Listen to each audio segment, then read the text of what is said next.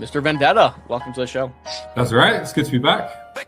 Yes, welcome back. Welcome back. Jake, welcome back to the show. As always. Yes, welcome back. MCG in the room, we don't fake the climb. Every chalk got a scar, every lesson got steel. I'm not here to pose, I'm here to dig. Pull the truth from the noise, make the signal big. We take the call, then we take the risk. Cold hard facts with the pressure and the twist. No costume, no gloss, just the work in the frame. MCG in the feed, and the market know the name. Run it up.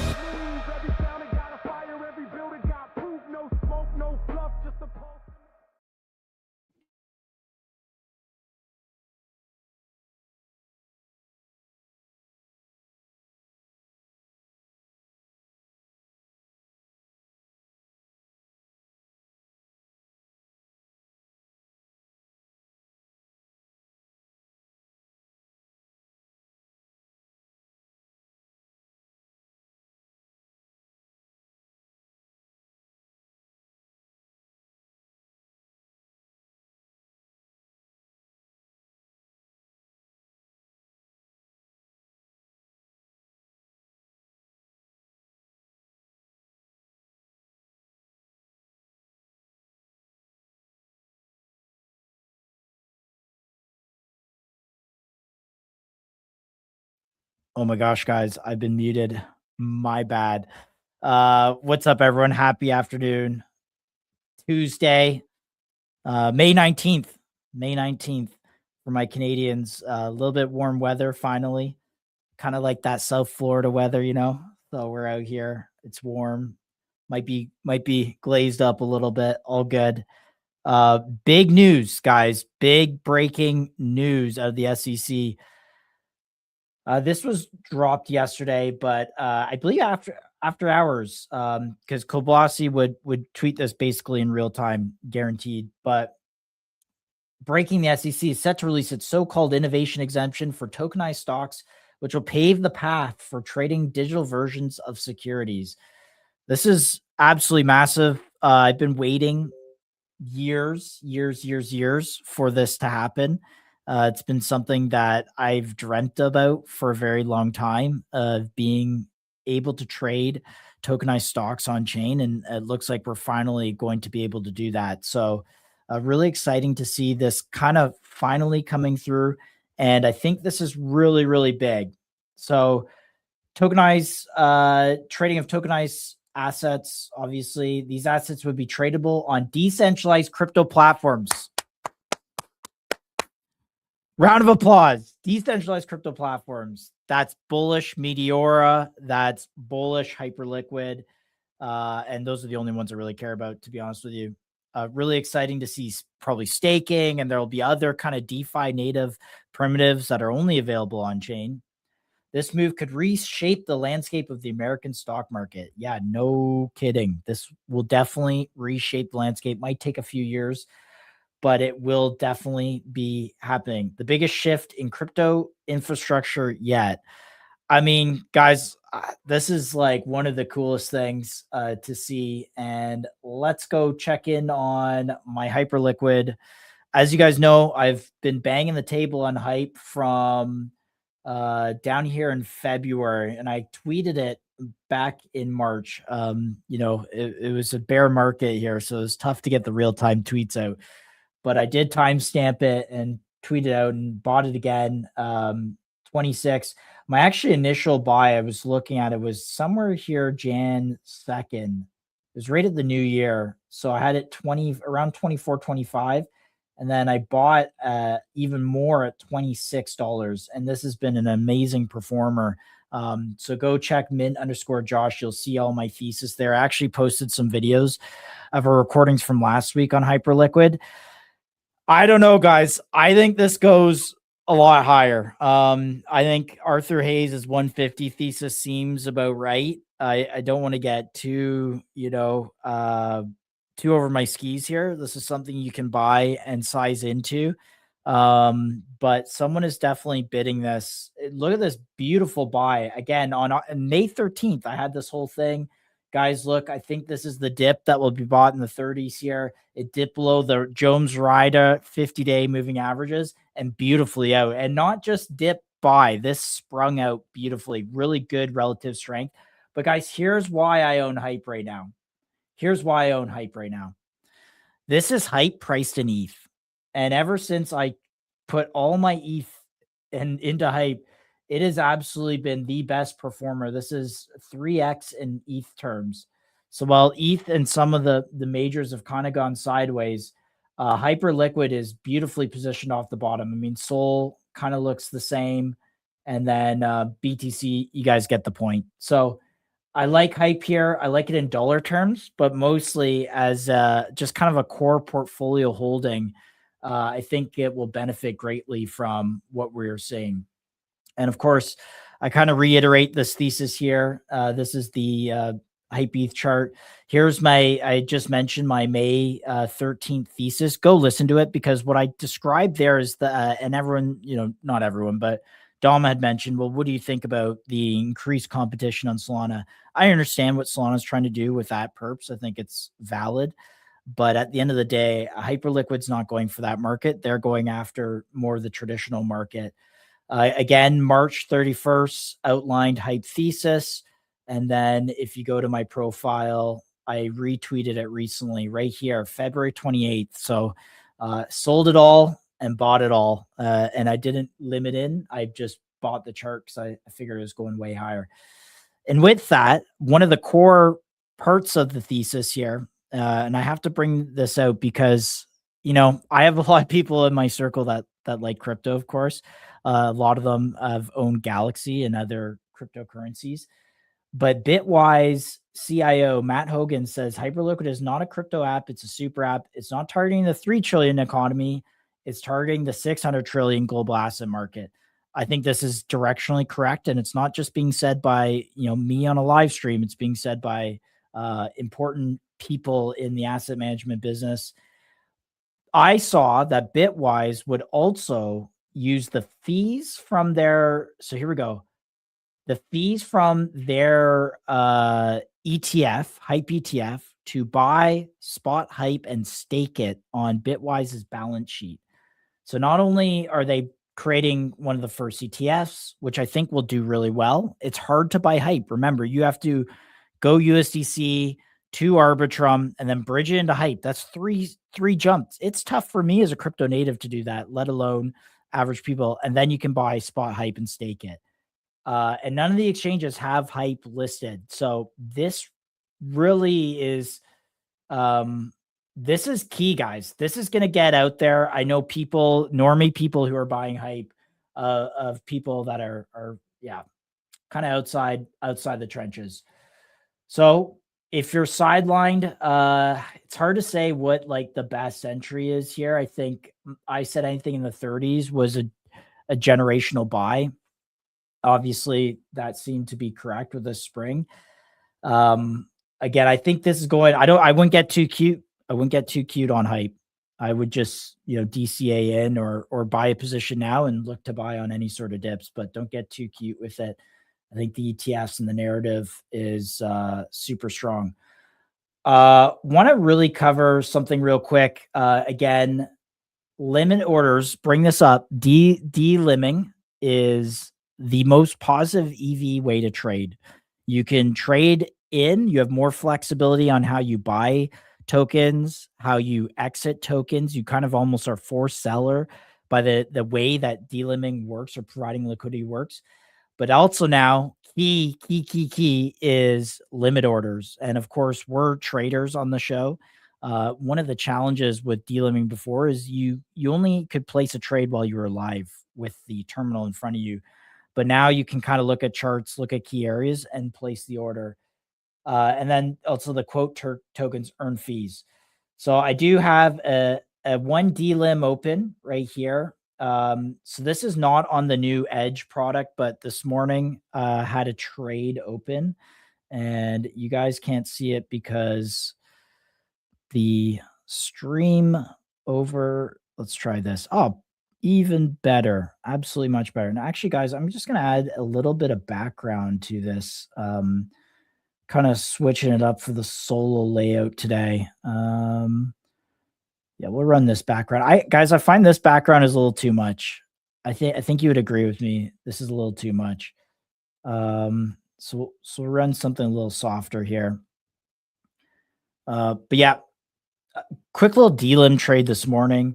Again, I earned 0.04 SOL on 3 SOL, earned 1% in literally like, I don't know, 10 minutes here. Just caught, spot SOL in, just caught a little bit of the dip in here.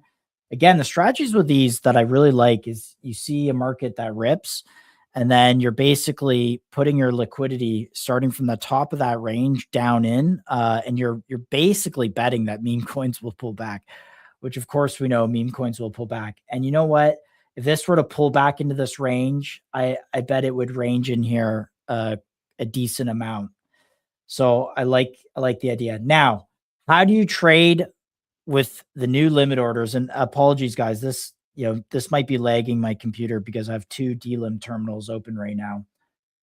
You need to go to edge.meteora.com or edge.meteora.ag. That is how you get the new DLM limit orders. So right here, edge.meteora.ag. You can watch the deep dive where Soju does a 1-minute explainer. And then also you get the quote tokens. So I haven't tried this yet because I haven't used the new Edge version of this yet. But we will kind of get more into it this week. And on Friday, Mir from Meteor will be joining us. So as always, guys, go DLMM. It's the most positive EV way to trade. And I definitely am going to close my Meteor terminals just because they're lagging my computer a little bit here. So that is some of the updates of things I follow. Some other stuff I'm going to cover real quick before we get into some of our interviews. You guys know that I was also calling Hermes OS. Basically, my thesis here, I was in this trade from about 450K up to 1.5. So a nice little 3X. But Hermes OS, really great trade. The thesis here is just Hermes like launched above OpenClaw. And it's like, I like Hermes because the team is a little more, kind of open source native, if you will. Like the vibe is very community, open source native. And I'll show you guys where I had entry on this here. And of course we had Ash on MCG. So you would have heard about this trade on MCG first because we had him back when Hermes launched. But on this dip right here is where I got entry May 10th. And this performed really well from 500K all the way up to 3 mil, and been a nice little trade to have. And I think it will continue to do well here. It's, right here at 1.6. I mean, where do you get entry on something like this? I think, given base is seeing a really nice agent season, the narratives are getting out there on base. You have a nice pullback here. If you get into this range, I think you're going to kind of see some value here below this line. So definitely worth taking a little bit of a stab if you don't have any position. But yeah, really like Hermes as an agent. A couple of the other ones. What was another one that? So we've had a Cooper Wren from Instaclaw a few times. This has actually performed nice in this range here, and is kind of sitting at this 500K area with a lot of this out of circulation. The FDV is 1.5, but sitting at 600K, so 50% circulating. And his major angle was WorldCoin. They're listed in the WorldCoin App Store. So that's another one worth keeping an eye on. And let's see. Man, Nook. Oh my goodness. Can't believe Nook just absolute ripped. Beautiful. Look at that move. Oh my gosh. 1 mil to 5. So just keep in mind, I mean, I want to just let you guys know that things are happening on base here. We're going to get to Kaio here in a second, but things are happening on base. Juno, same thing, 600K to 2 mil. Some of these base tokens, robot money, again, all these you heard first on MCG. We had these guys all on MCG right at launch. So go look at those. Go check out those interviews to find out more about what those founders are doing. Yeah, deck screen are definitely lagging my computer, guys. Okay, how do I get about getting on MCG? Just DM MCG. We have some minimums. You have to have a minimum token, 300K. You also have to have a live token. We don't do any pre-launch unless they are referred to us by people we trust. Nonetheless, KO, we had KO on. Let me check real quick. It was pre their token generation event, and they had $80 million at the time in AUM, which was pretty impressive. So let's see, November 26. Here we go. I got to show this. This was a interesting chat because they now have a live token, and we're going to get into all the things. It seems like regulatory wise, everything is going right for these guys. Money market funds, hedge funds, private credit, crypto funds, all on chain. The thesis here was breaking the barriers to some of these more institutional grade strategies for anyone to get exposure to them, to deposit into them with as little as 10K. And we had the founder there. So yeah, really cool business, really cool platform. And we're going to get an update here with Pinku Saruna. And I may have mispronounced your name, so apologies there. How you doing? Hey, pretty good. It's Pinku Sarana. Sarana, got it. Yeah, you're very close. Awesome. Welcome to the show. I mean, we had you guys back in November. You've been TGE'd. And Pinku, I'm just getting some feedback on my end. I don't know if your sound is coming through. For some reason, the sound wasn't coming through on my AirPods. Let me see if I can fix that. Yeah, no worries. We want to make sure it's clean for the clips here. Yeah. All right. Okay. Oh, now I can hear you. Perfect. Is that working? Okay. Yeah, and the feedback's gone? Yes, feedback's gone. All right, perfect. Okay, so you guys were on MCG back in November. You had about 80 million AUM back then. Just want to maybe introduce yourself, and then we can get into what's been going on since last year. Yeah, sure. So I recently joined Kaio back, I think, in November when somebody else was on the show. Yes. So I've joined as the CTO, and let's see. Prior to that, like my background in crypto is that basically I've always worked in the RWA space. I first worked a long time ago for a company that was doing loans, syndicated loans, and it was a way of organizing all the participants in banks and other facilities to get together and offer loans to companies. After that, I was the sort of managing a technology research group at Goldman Sachs, and we were looking at all sorts of opportunities for, again, with RWAs to see how the bank or its customers might be able to participate in crypto. And then, so I was there for a year and led a bunch of internal projects, but nothing really got through because the lawyers. Why was that? I want to hear why nothing got through. Lawyers, okay. Yeah. No, the regulatory space at that time, and even now, it's pretty difficult to get anything all the way through. And the lawyers were very, very nervous about putting anything on a public blockchain. So there were some efforts, especially at JP Morgan, to do things on private blockchains where they controlled everything. But on public blockchains, it was just, they were too nervous, and it looked like a big opportunity for them.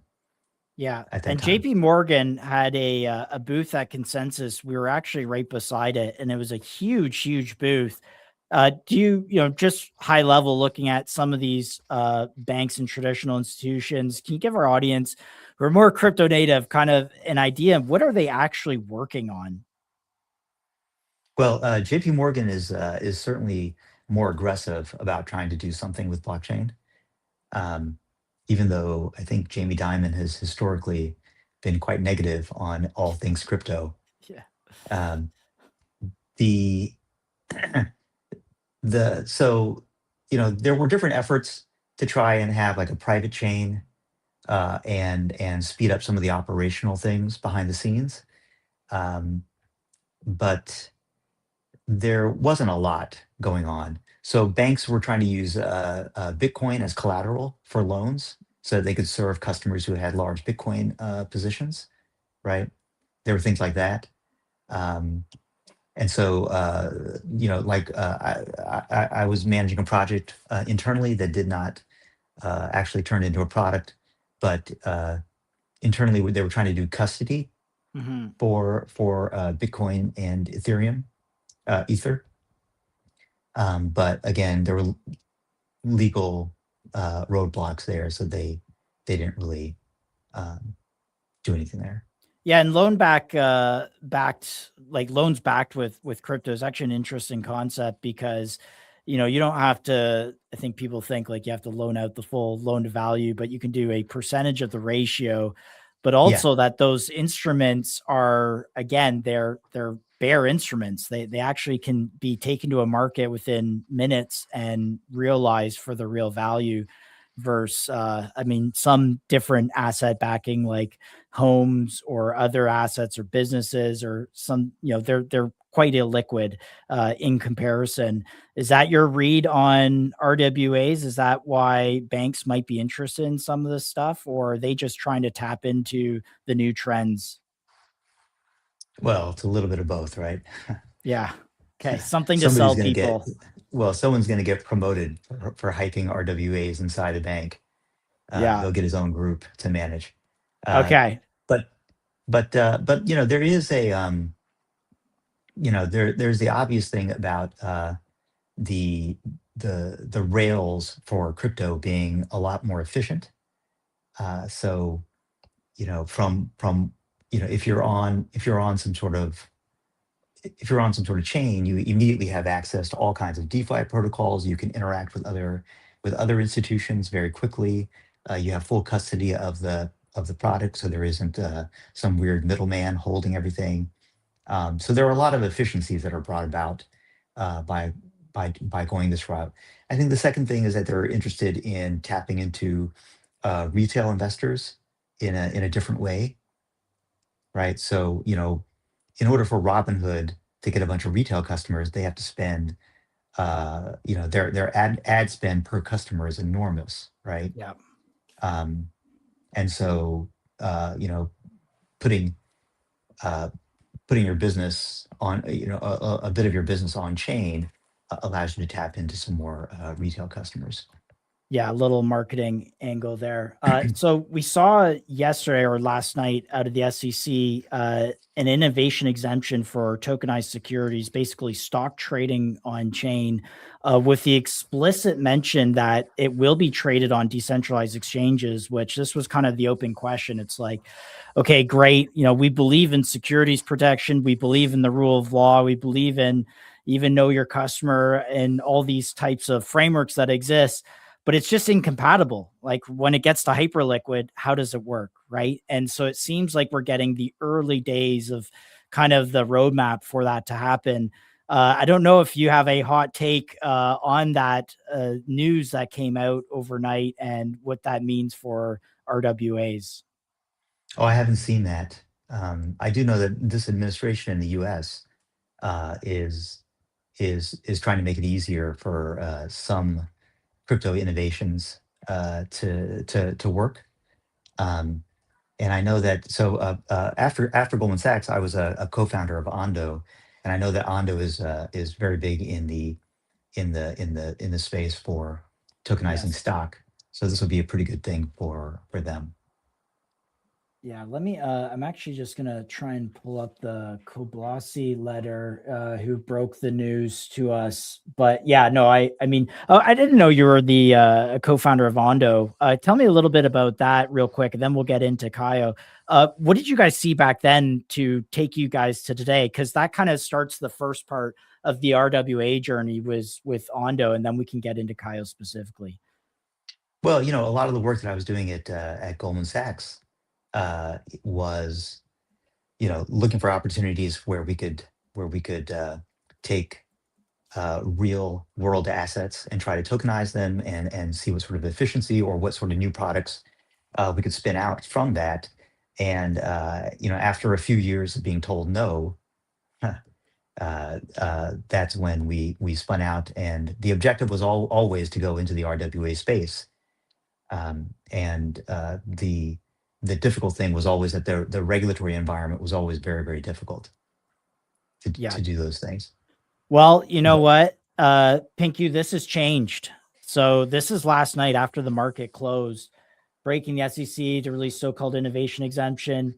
Tokenized assets would be tradable on decentralized crypto platforms, would reshape the landscape of the American stock market. I don't think all at once, but definitely over time.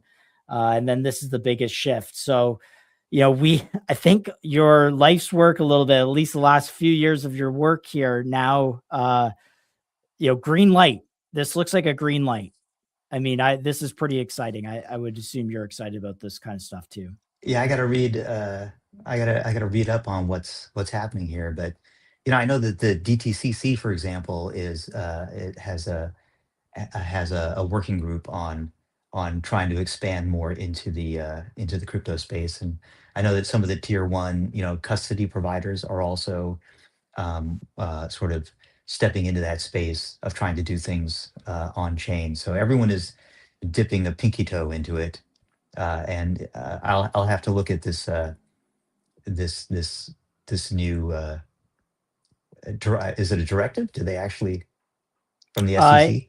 It said I don't know where Koblasi, Koblasi is very good. They're like a really great research house. So I would assume they got it off the website or through some Yeah. sort of Well, I have to- policymaker statement. So I don't know if I can pull that specifically on stream, but we'll have a look at that and update later shows with it. Yeah. But I want to talk about Kaio here. So you guys, from my understanding, is you're doing private funds that are on chain, and people can put in, up to a minimum of 10K into these funds, and then they go out and deploy strategies. Maybe give me your kind of pitch of how you think about Kaio, and what gets you excited Yeah. about joining So this team. this actually this news about being able to trade stock on chain actually segues into what Kaio is trying to do. So the issue with stocks is that to be honest, I don't have any limitations on trading stocks right now. I can whip out my phone and I can buy and sell. So a lot of the features that tokenizing equity tries to offer you, most of those features I get already because the overall equity space has become extremely, extremely competitive. And so, you can trade for zero fees. You can do stock lending if you use the right broker. So it's the space, the space for retail investors on equity, it's actually pretty good. Now you can do a lot more if you put it on chain, but the current situation is not bad. The space that Kaio is tackling, things are bad. So these are all alternative investments that are designed for people who are able to put in larger investments, right? So these are institutional traders or investors. So in order to get into any of these funds, right, you have to go through this massive paperwork of being onboarded onto these different funds, right? And then the minimum investments are quite large.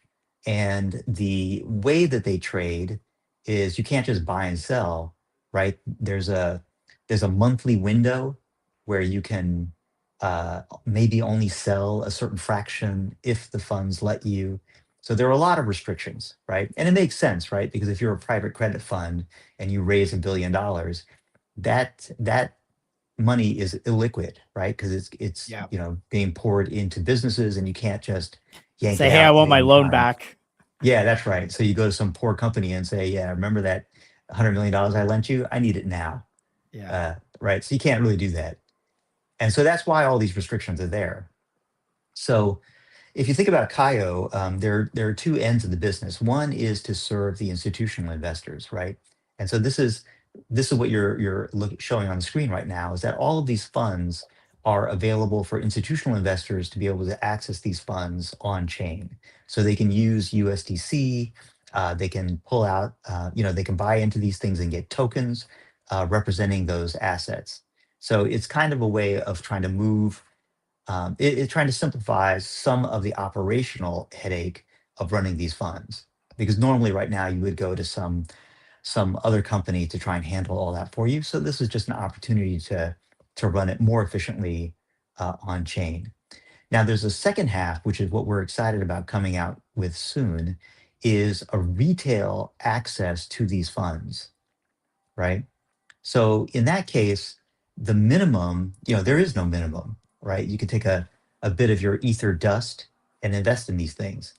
You can trade them, you can buy and sell them at any time, right? 24 hours a day on chain.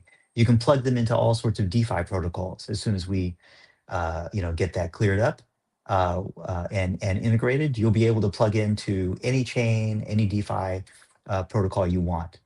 And use that for, like, what are the main use cases there for instant liquidity in and out of the funds, or do you see it for collateral, or like what's the use case for plugging into DeFi these funds? Oh,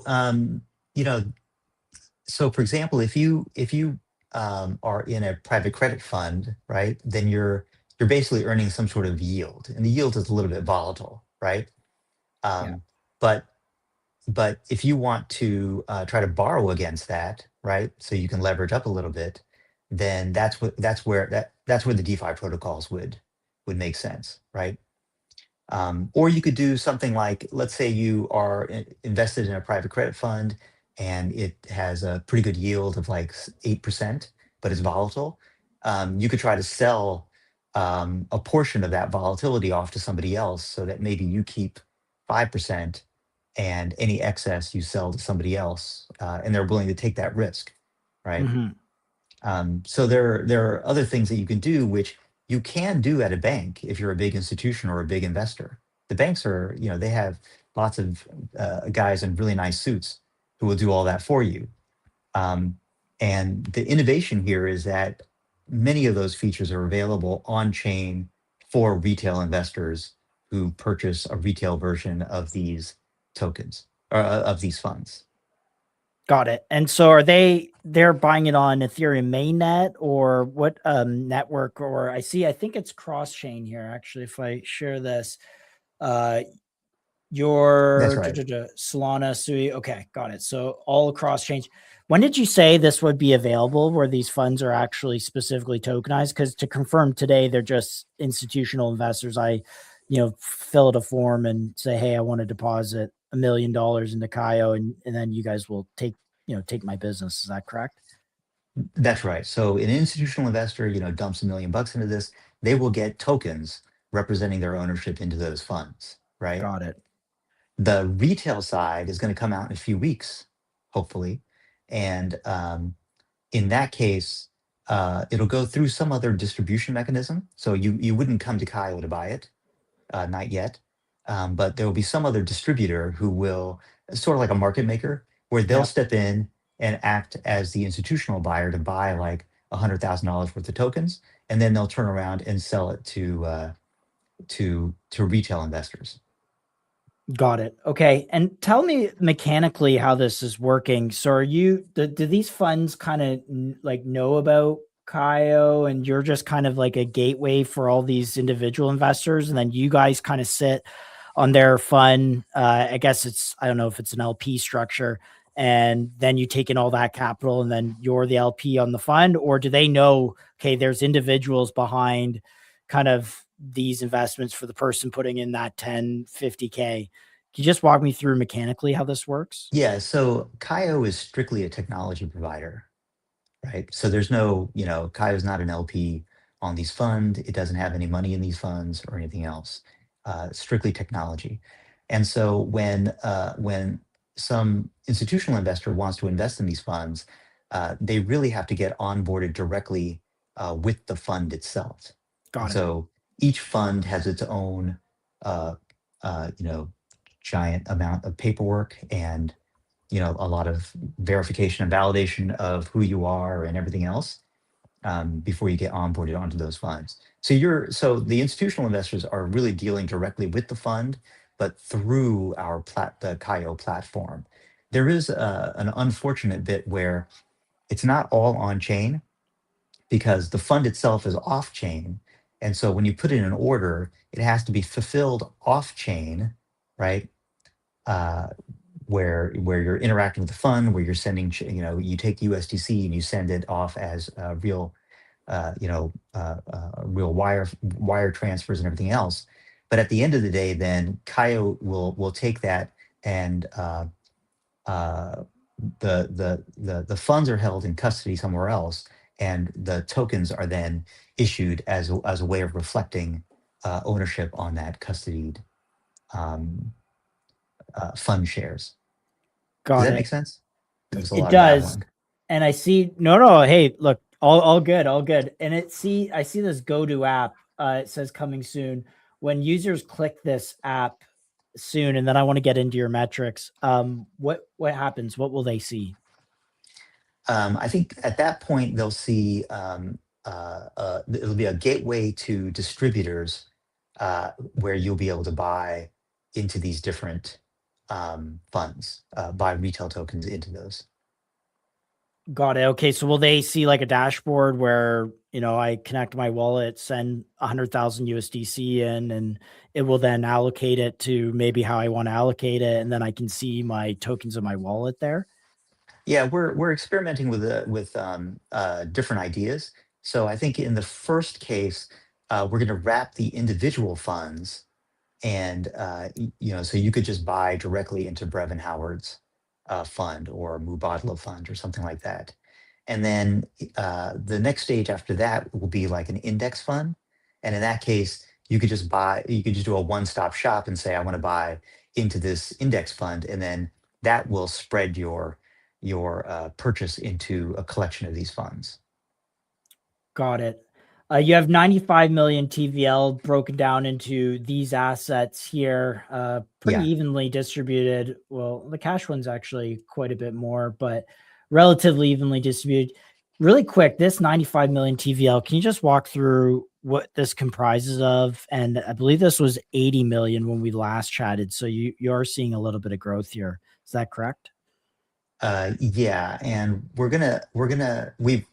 Kai was already announced the Mubadala Fund, which is what is it called? A sovereign fund that itself has about nearly $400 billion under assets, or TVL, and so we'll be offering that on the Kaio platform, and that should bump our TVL at least 30 million. But we'll have investments from partners that come in into that fund. So it'll be quite a big bump on our TVL. Right. Now And you're asking, is that TVL yeah. coming from relationships that you guys already have? Yeah, those are all going to be institutional investors. So Got it. a lot of the institutional investors are actually, what are they called? Oh, what are they called? Like, Solana's investment arm. Yeah. I'm totally. Are they escapes me like what crypto native VCs or Yeah, something like yeah, firms? exactly. Okay. Well, crypto native funds Yeah. that want to spread their treasury around a little bit on Yeah. other investments. So And so treasury that's- management type firms. Yeah. Okay. And how do you grow this? Because going from 100 million to 1 billion is a big leap. I don't think you can necessarily do it with the kind of crypto native capital. I think you'll have to definitely go further. So who's kind of like, you got a wedge in the door, but how do you open the door to everyone else? Like where does this kind of end vision go for Kaio and the platform? Yeah, as I said, the next step is going to be the retail customers, right? And so the idea is that if you're in retail and you're invested in index funds. Maybe you're taking a lark on some AI companies and gambling on that. Is that, for some people who have, sizable portfolios, they may want to allocate a small percentage to alternative assets, right? And so normally they wouldn't be able to. In order to invest in alternative assets with your brokerage, normally you would need to have you would have to get into a wealth management type uh, like a private wealth manager, Yeah. and you would need to have at least like 10 million in your account before they'd even talk to you. Okay. And Um, what is give me an example of alternative assets. I mean, the S&P is just absolutely ripping higher, and yields are at like 4, 5, 6%, depending it's on the duration. So I think alternative assets really grew because of the 0% interest rate environment. VC was hot because of 0% interest rate environment. Obviously, real estate and commercial real estate was massive. Looking, back at alternative assets, what comprises of those funds, and do those yields often beat the kind of benchmarks that I just laid out? Well, the SP 500 has been on a tear for quite a while, right? Uh, It's defy and gravity.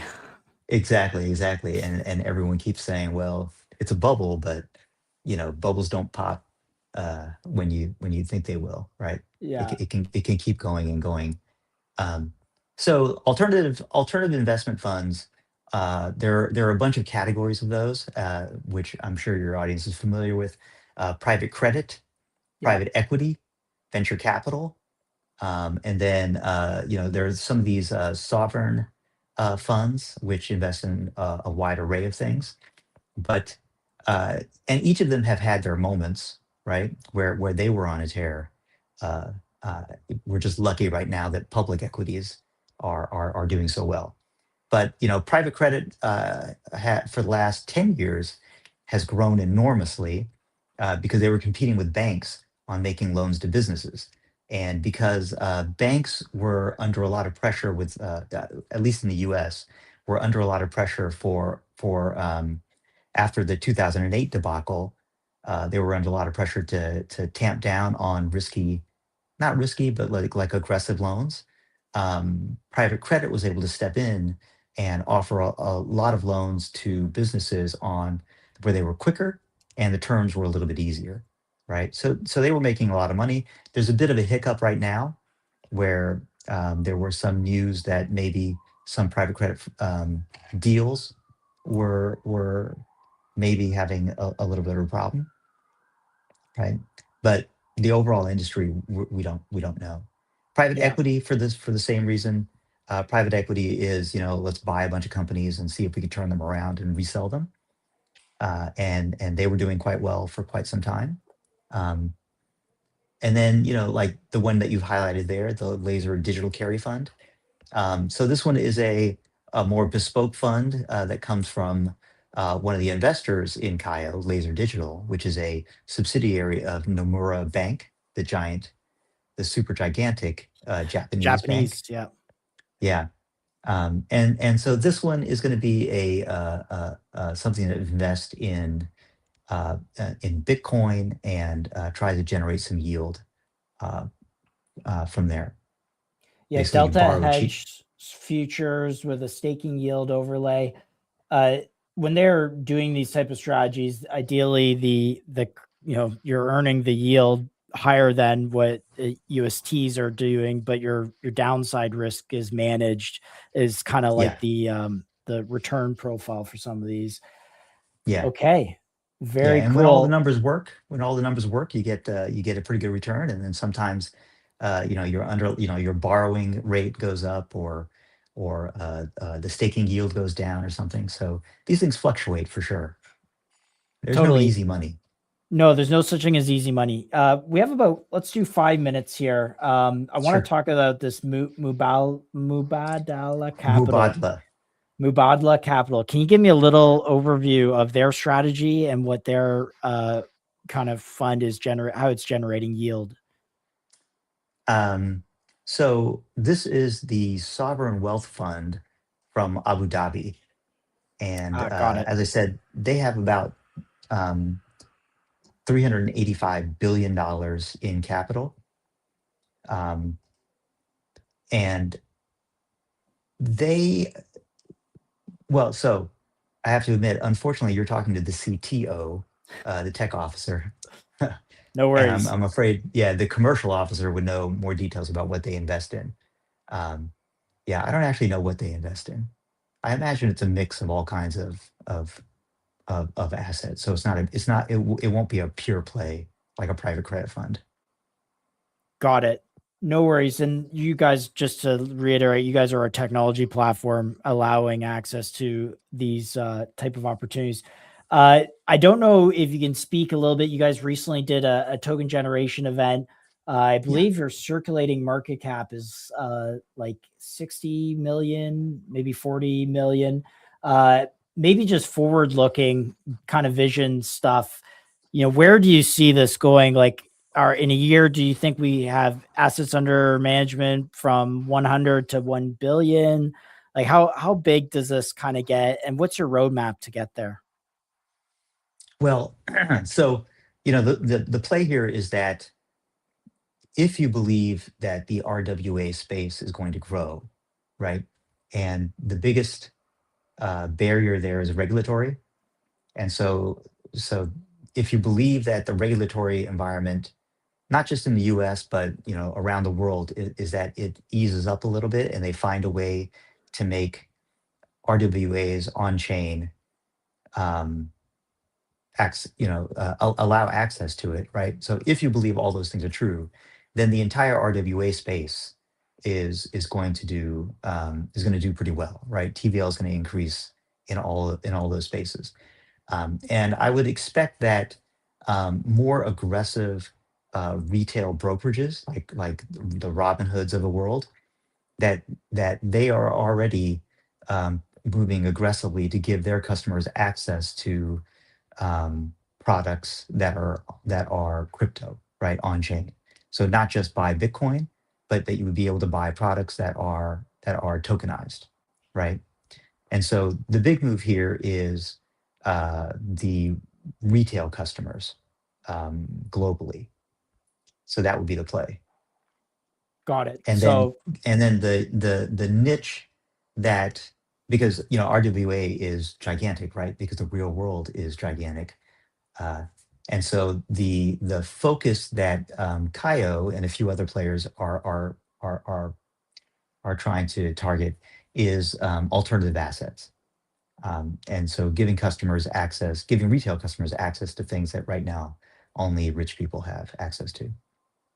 totally. You guys just did a $19 million raise, some very impressive people on the cap table. I see that this Kaya was incubated actually by Nomura, and I can understand they want to have a technology first kind of lead into some of their funds and whatnot, but just broader. I think this is quite interesting. Looking at the token specifically, how does the token itself be represented in this ecosystem? Does it represent ownership of the network? Is it get a revenue share like Hyperliquid? Like, is there a specific model that the token or specific way the token is used in the ecosystem? I think right now, because we haven't we haven't yet released the retail products, that it's a little unclear about how the Cairo token is going to be, where the utility is going to be. There are a couple of pretty obvious ideas. One is that Cairo, as it delivers all these products, is going to charge a small management fee on all of these things, as any distributor would.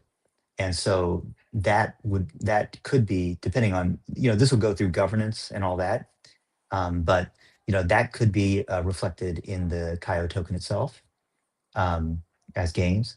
The Caio token could also be a way to access products, so that if you're a retail customer and you want to be able to buy some of these products, you may have to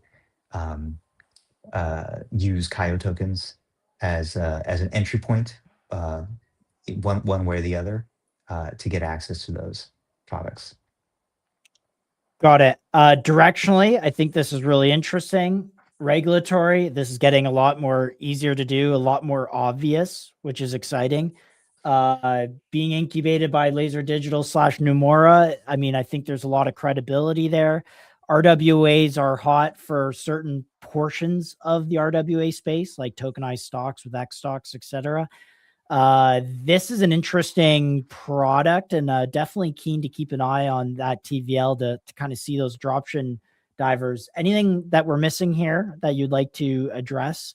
But this has been a great chat.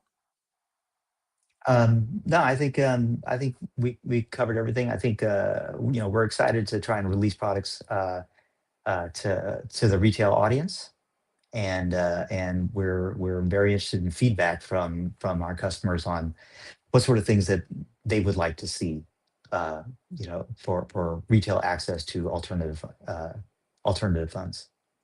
This is a great question. Could you give your perspective on safety of these types of platforms? From my understanding is, yes, that's a crypto platform, but you're not holding bearer instrument assets, which can be drained out of it. Is that correct?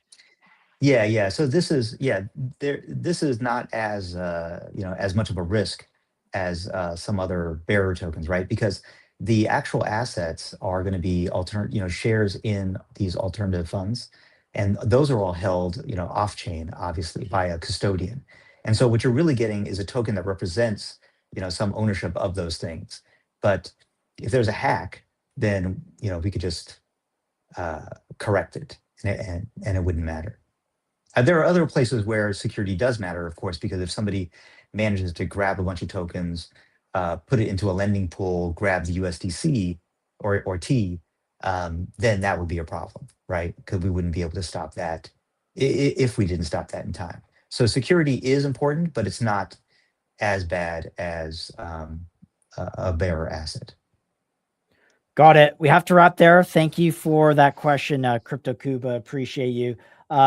This was a really interesting one, Pinku. I think you guys are on the right track. We'll check back in a few months to kind of see how that TVL is doing. And good luck as some of these regulatory changes come through and you guys kind of adjust your business to that. Well, that's the key. That's the key. All right. Yeah. Have a great thanks day. A lot for your time. Appreciate Bye. you. Yep. All right, guys. That was interesting. I mean, we've had a couple of these RWA. IXS was another one. Caillou. They just recently TG'd, listed on BitGet. Definitely has started to kind of pull back here around the 40 to 50 mil FDV. I'm just trying to see what the max. So fully diluted 600, market cap 40. I think like these, again, these really live off the fee generation from the underlying AUM. So the one metric to watch there is just announcements of these different funds coming onto the platform and seeing that AUM tick up. Like Pinku mentioned, there is the AUE's Madula fund, which I probably totally butchered, but they were coming onto the platform. And, you get a few of those announcements plus a narrative shift. I think some of these can kind of do decently in the right market conditions. Also got to note, we don't know what the token's role in the ecosystem is yet. It was kind of mentioned. There's a few things that the token could represent, but monitoring the situation on those. I mean, Brevenhauer, like Laser Digital, these are really reputable firms. So I don't think the risk there is on reputation. It's more on execution. And just is that how people want to invest in funds? Is that how retail wants to invest in funds? I mean, if you have 6 figs, 10K funds earning 30% per year, delta neutral off all sorts of different strategies, definitely can see a market for that. So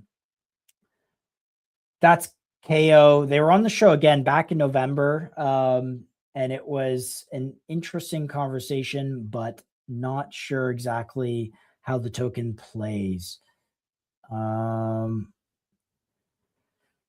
Okay, I'm just looking at my notifications here. So another one that was on the show I will shout this out because Top Fumbler was I saw Top Fumbler was long the name is Bean, and in the old what do we call it, base season here.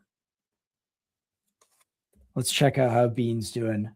I haven't looked at this in a while, but I know I saw Top Fumbler post a chart. Oh man. I mean, I chalk these up to creative finance, we'll say. And this actually had a nice little pop there. Top Fumbler, if you're listening, my guy, you sold definitely at the wrong time. A little bit of max pain because this went, what is that, 150 to 500? Man, that's a nice 3-4x. Everything on base seems to be ripping.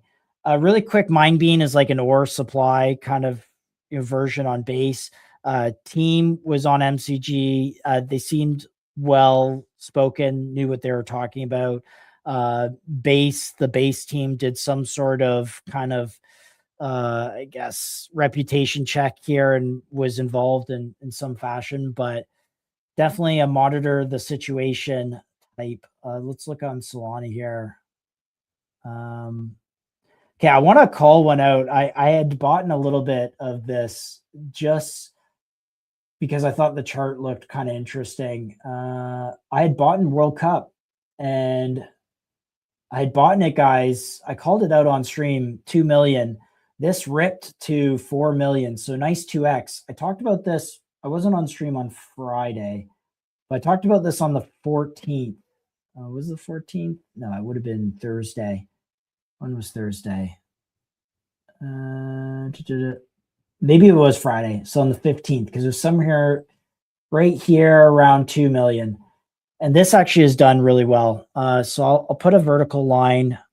I don't know if this is a LARP or not. I mean, again, meme coin thing, but World Cup, I mean, it seemed too obvious at the time, but some of the tokens have actually done well. And the model here is they have like 50 or 60 of the different country tokens, and the creator fees roll up to buy and burn the main token.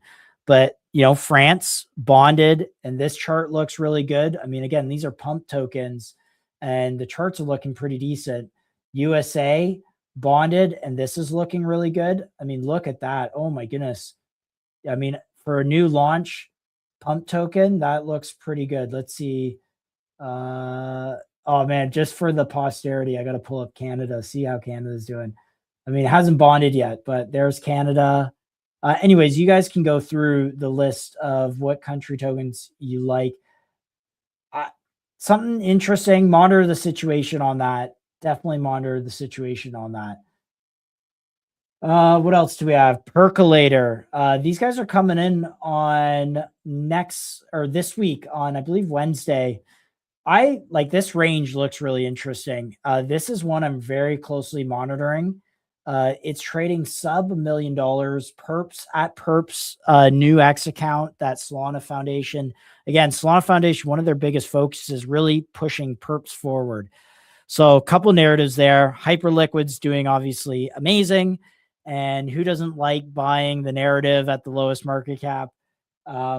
Their thesis is on every SPL token will have a perps market. So trading leverage on every SPL token. Look at this chart, guys. I mean, risk reward area. This has pulled back here into a nice little trading range that's been for a really long time. And it's kind of sitting here like mid range. I think, you know, I don't know if Wednesday's going to be heat. I don't know if there's alpha that's going to be dropped or what the situation will be, but keep this on a percolator. Okay, Wednesday, yeah. Tomorrow. They're on tomorrow percolator. Keep this on a watch list. They have yet to launch. Keep that in mind. But if their launch goes well and they have a good product and this could potentially do well, if they figure out some sort of ace model, again, shout out MetalX. We had them on last week on Friday. Killer stream. Go watch that on ace rounds. If they did something like that, I mean, I could see this doing quite well. At 900K, you might look back at, you know, say 10 million market cap and be like, oh, that was a nice little risk reward trade there. So, Bro, Montreal Canadiens, Crypto Jones. Yeah, I mean, I'm not gonna lie, guys. I'm in a playoff pool, and I have a lot of Vegas Knights players. Shout out Mitch Marner, like one of the leading point getters in the playoffs. And I need the Canadiens to lose. I needed them to lose because the other guy in the pool has a lot of Canadiens players, and if they had lost, I was on lock. I was winning the pool. But you know what? Montreal pulled it out against Buffalo. We love a Canada team, Canadian team in. We're due. Montreal fans are due more than anything. So yes, Crypto Jones, I am monitoring the situation with the NHL playoffs. Hockey is great. If you guys have never gone and watched hockey, like freaking hockey is amazing. Play hockey myself. It's probably the hardest sport to actually play. All right, I digress. We have Rise.Rich on launching the next evolution of tokens on Solana. Let's see. Here's the profile. Rise is a launch pad. The next generation is permissionless token launch platform on Solana built so your downside is protected from day one. No rugs, no zeroing out. You guys know on MCG that we monitor the situation on these types of launch pad products because, you get Believe, but then also you get, Printer cooked, guys. Printer cooked for a short time, and then I don't know, some shenanigans happened with the CEO like leaving or whatever and removing it. But let's see if we can listen to this really quick before I pull them up.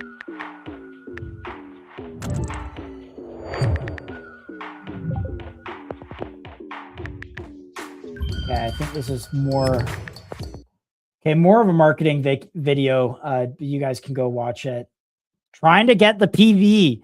Guys, we all want PV runners. For those that don't know, PV is like tokens that you buy low market cap and then they have reached escape velocity. And they have a lot of market participants, a lot of playoff hockey's next level. Yeah, absolutely. Hockey players are different. If you go watch clips of hockey players playing versus basketball players, man, some of the violence that happens in hockey is absurd. The best game, guys, was Canada USA last February, a year ago, at the World Cup, and it was unbelievable. There's 3 fights in the first 2 minutes, and people stopped watching the UFC. People stopped watching the NBA All-Star game and went and watched this hockey game between Canada and the US, which high tension. So yeah, elite. Nonetheless, Rise.Rich, 0x Sahand, are you there, buddy? Hello. Yeah, I'm here. Can you hear me? Awesome. Yeah. Welcome to MCG. Let's start really quick. Can you give us a little breakdown of this platform? What are we looking at here with Rise? Yeah. It's essentially just a first principles approach to the token mechanics behind your normal launch pads. Yeah, we saw the pain point with regards to really low liquidity behind all these meme coins and genuine creator tokens, everything really. You got these massively inflated market caps with tiny amounts of liquidity backing them. And yeah, we aim to solve that with this platform and with the floor mechanism that we have in place. And yeah, we're trying to bring back PVE. I don't know if you're around in DeFi summer days, but it was very much kind of a more kind of hold and be together and just pump a token and, celebrate together rather than just kind of getting out within 30 seconds or 60 seconds or whatever the latest statistic is on tokens right now. So, and funnily enough, I was around for the ultimate PV, which was Poloniex 2015 XRP run in 2016. That was the best PV. Absolutely. Okay, so I like it. Maybe give me a little bit about who's building this, yourself, the team. And are you affiliated with, are you using like Meteora DBC at all? No. So everything's in-house. So we don't even have a graduation that goes elsewhere. I'll get into the technicals. But yeah, there's no graduation to an AMM outside of Rise. It's quite different in that way. But yeah, team-wise, it's myself and a few others. We're a pretty small, closely knit team. The majority in France. Shout out to Meteora, Roro, and Jared. Jared's in Australia. But yeah, we started out trying to solve this issue middle of last year. and we actually all met together. Oh, well, Sin Jared, but all met together in Abu Dhabi recently as well. But yeah, it's just essentially just a closely knit team that decided to try and solve this issue on Solana and this kind of liquidity crisis and wealth destruction situation we have in tokens at the moment.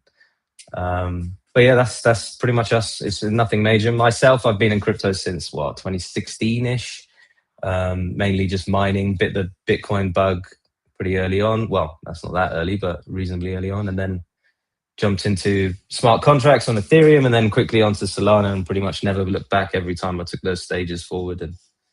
But yeah, it's been fun and games, all fun and games. People often build these types of products because they see a need specifically in the market. Were you trading pump tokens and realized, man, this sucks because someone clipped the chart? What's the impetus behind this?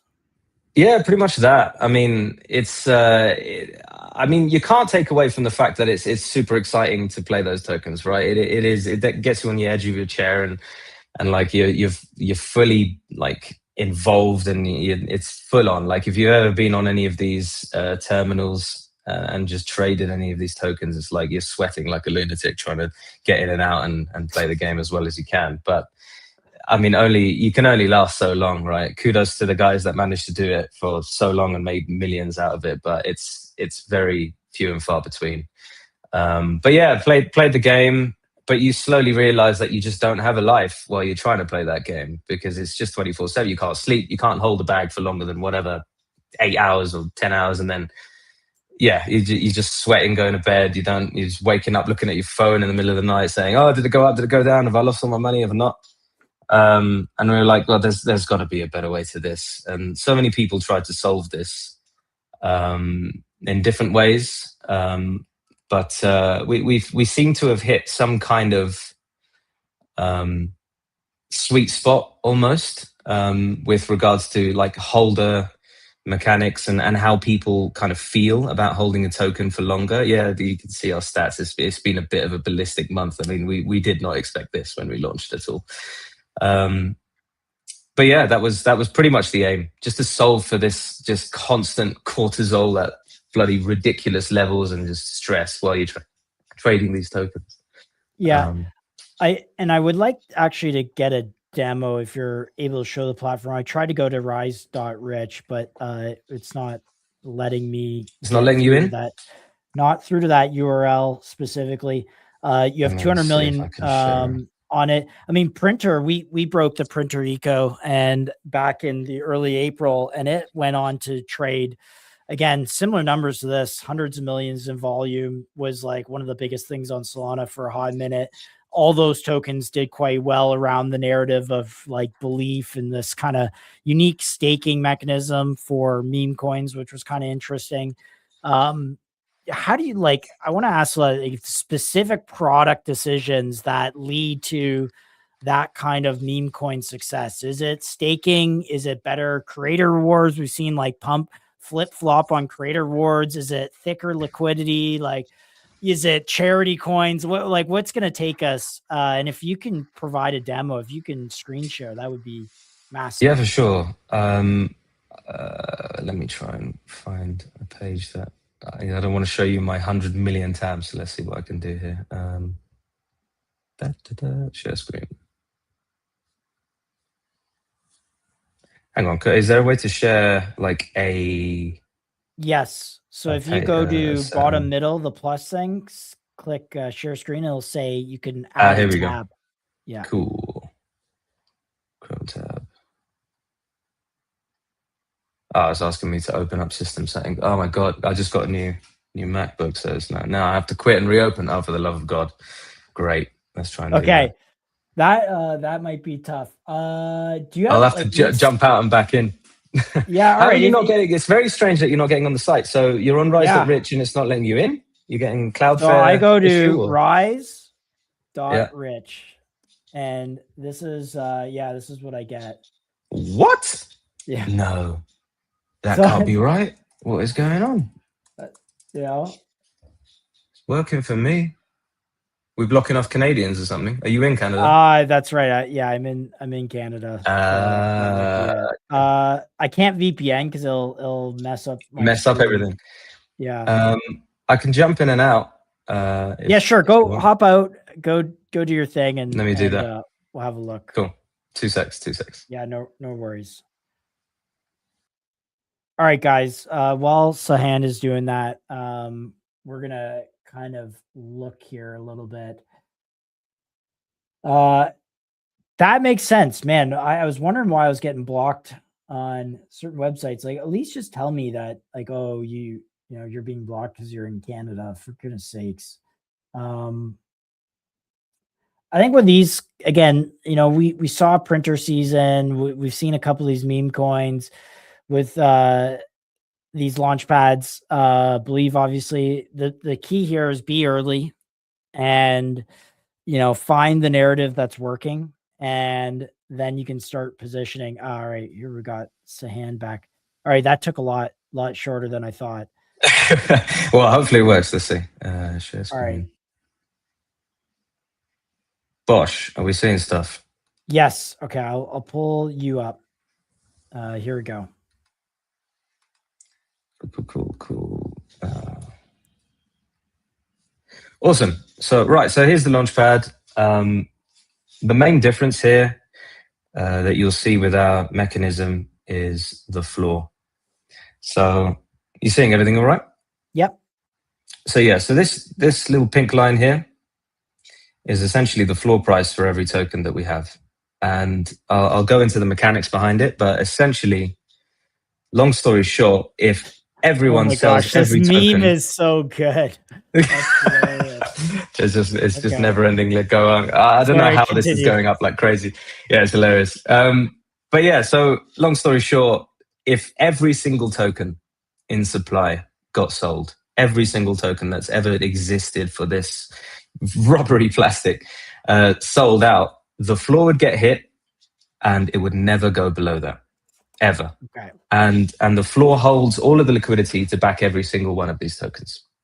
And when you have this situation, this is where you have this kind of holder longevity, let's call it, people that are prepared to hold the token for longer because they know that their cap downside risk is whatever, 50, 55%.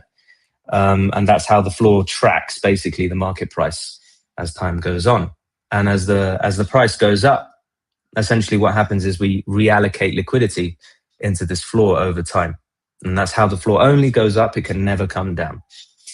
So it's a totally different mechanic. And I can go into detail if you want, but if you've got any questions in general. I do, yeah. So I see this has 800K market cap at the current price of 0.000 or 3096 SOL. The floor is at 0.00066 SOL, which is like, what is that, 30% down? So that's like 650K, roughly 700K market cap. How are you holding the floor at, you know, pretty close to its current market cap like that? Yeah, so essentially the way this all works is it's every market starts from zero. And we don't have like a virtual token system or graduation system like others. Every buy that comes in onto a token from day one mints fresh tokens from day one. And every sell burns them. And you have this elastic supply, and the protocol is the sole counterparty to every one of these trades. So any of these, all of the rubbery plastic, where's the supply now? This 10 million plastic that is in existence and in circulation, every single one of them has been paid for along the price curve going up. And when the protocol is the sole counterparty to every trade, now it holds all of the liquidity that is backing all these 10 million plastic tokens. And as it holds this liquidity, over time, it can reallocate this part of it into a floor. And this floor just keeps on getting this reallocated liquidity into it. And the price, as the price goes up, a little bit goes into the floor. As the price goes up, a little bit goes into the floor. And this permanently stays there. It can never be taken out unless tokens get sold into the floor, which introduces a whole load of really cool strategies, mechanics that we can get into. But equally, also, it introduces borrows, which is very, very, very interesting. As you can see, if you were buying at this price at, let's call it 24, because I don't want to keep saying the zeros. You're allowed shorting here. What's the borrows for? No, so the borrows are basically, so if you bought a token, even at this price, let's call it 96, and the floor is at 66, you can now borrow up to the floor value in your tokens. Why? Because there's liquidity sitting there in the floor that's idle for anyone to sell into, including yourself. So these tokens that you have, you can now borrow against them by locking your tokens into the protocol, and you can get Solana straight out. There's no interest. There's no funding rates. There's no liquidations. You can never be liquidated on this platform. Why? Because, again, if everyone sells and you get a mass capitulation event, the price can't go below the floor. And you can borrow only up to the floor. So if you're close to the floor, you can get a really high TVL, 90% or 99%. And as we are here, whatever, let's call it 70% TVL that you can get. So you can buy 10 Solana of plastic and borrow 7 Solana out, which introduces all these other cool mechanics. And what we're finding a lot of tokens supporting each other on our platform and not trying to vamp liquidity or whatever you want to call it, because it's so much easier to get exposure to all of these tokens through this borrow mechanic. Like now I buy $100 of plastic and I see something else, whatever, plastic 2.0 or MCG token that comes out, and I want to get exposure to that. Well, I don't need to sell any of my position. I can just borrow against it up to 70%, let's call it at this point, and borrow a bit and go buy that and come back, pay the loan if I wanted to sell it later. But I'm holding all of the tokens still against the debt position, which introduces all this holding mechanics, right? So now our average hold time is over 2 days compared to 30 seconds, 60 seconds. Move the needle. Precisely that. So it's really interesting. Obviously, I'll just ramble on about all these different strategies and mechanics because there's just so much to talk about. But like, hit me with any questions of how is this even possible? Too good to be true. Oh, it sounds like Luna. We get this all the time. It's hilarious. No, I'm trying to, like, I'm doing like live DD here as we're talking. So if I'm looking away from the screen, I'm trying to understand this. So downside risk is bonded by math, upside stays open, reward dash risk goes to infinity, which, okay, interesting. I'm trying to understand how you guys are doing this. Yeah. It's all down to the elastic supply, and it's all down to like liquidity actually sitting in these pools. And equally, what you find is the liquidity in between the market price and the floor price is actually still very thick. Like, you can sell quite a lot in and not even go to that 50% or whatever downside to the floor. It's pretty. So in your example, then, is there 600K worth of SOL in this AMM, or 450K? Sorry. Yeah, essentially. So there's some tokens out there that have insanely high borrow positions. So like it's easier to show it on one of these. The really cool community guy made Fox the shout out made this kind of deck screener for us. Nice. And essentially you can see a lot of information. It's got the floor price in there, etc. So this is never zero. I think there's a bug on the floor on his thing. But let's have a look at plastic. So you can see the actual debt that's gone out to users. So on this particular token, actually over $250,000 has been loaned out to users against this. There's like a DeFi protocol now almost. And yeah, so if you look at the entire platform, you'll find that there's hundreds of thousands. Actually, the one that's bugged out, unfortunately for him to show. But yeah, so look at this. 250,000 Solana has been loaned out to this token, sitting at whatever 20 million market cap. Yeah, it's insane. It's insane. We didn't envisage this much happening, but yeah. Yeah, how do you get that paid back? Like, who takes their SOL, which is, obviously a hard asset, and then like, how do you get that back in the vault? So the cool thing is you don't need to. So if we look at this one as well, this is Fistfloor, this is, what is it, 800K market cap. You'll see all these random tokens because we're huge in the Asian market, which came out of nowhere, and I can go into that story too.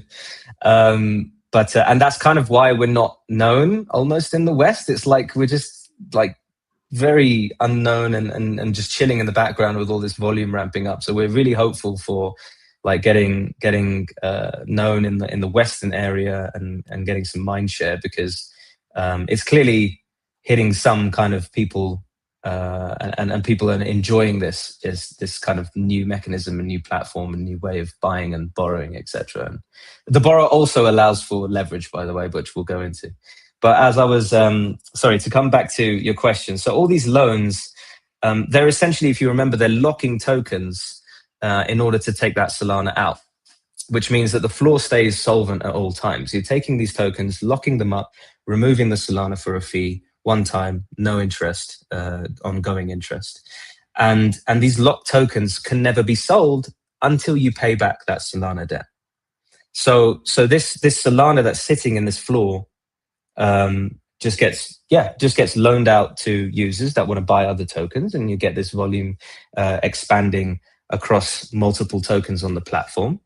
So we're kind of rising all boats because it's more of a kind of PvE environment and a holder-based scenario and ethos. And essentially, whenever you want to get the platform never needs this Solana back.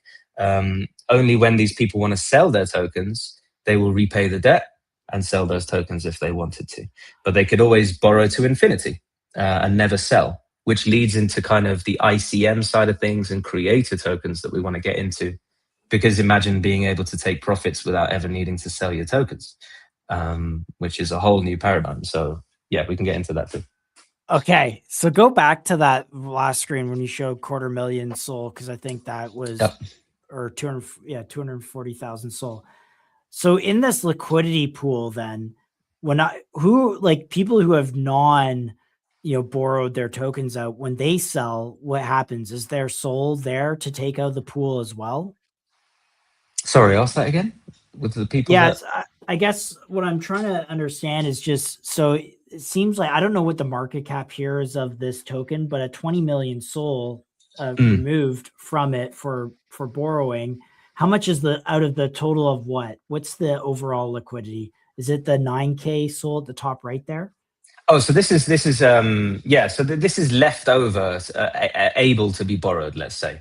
Okay. But the liquidity in the tokens pretty high. So this is lock capital. Where are we? Let's go into.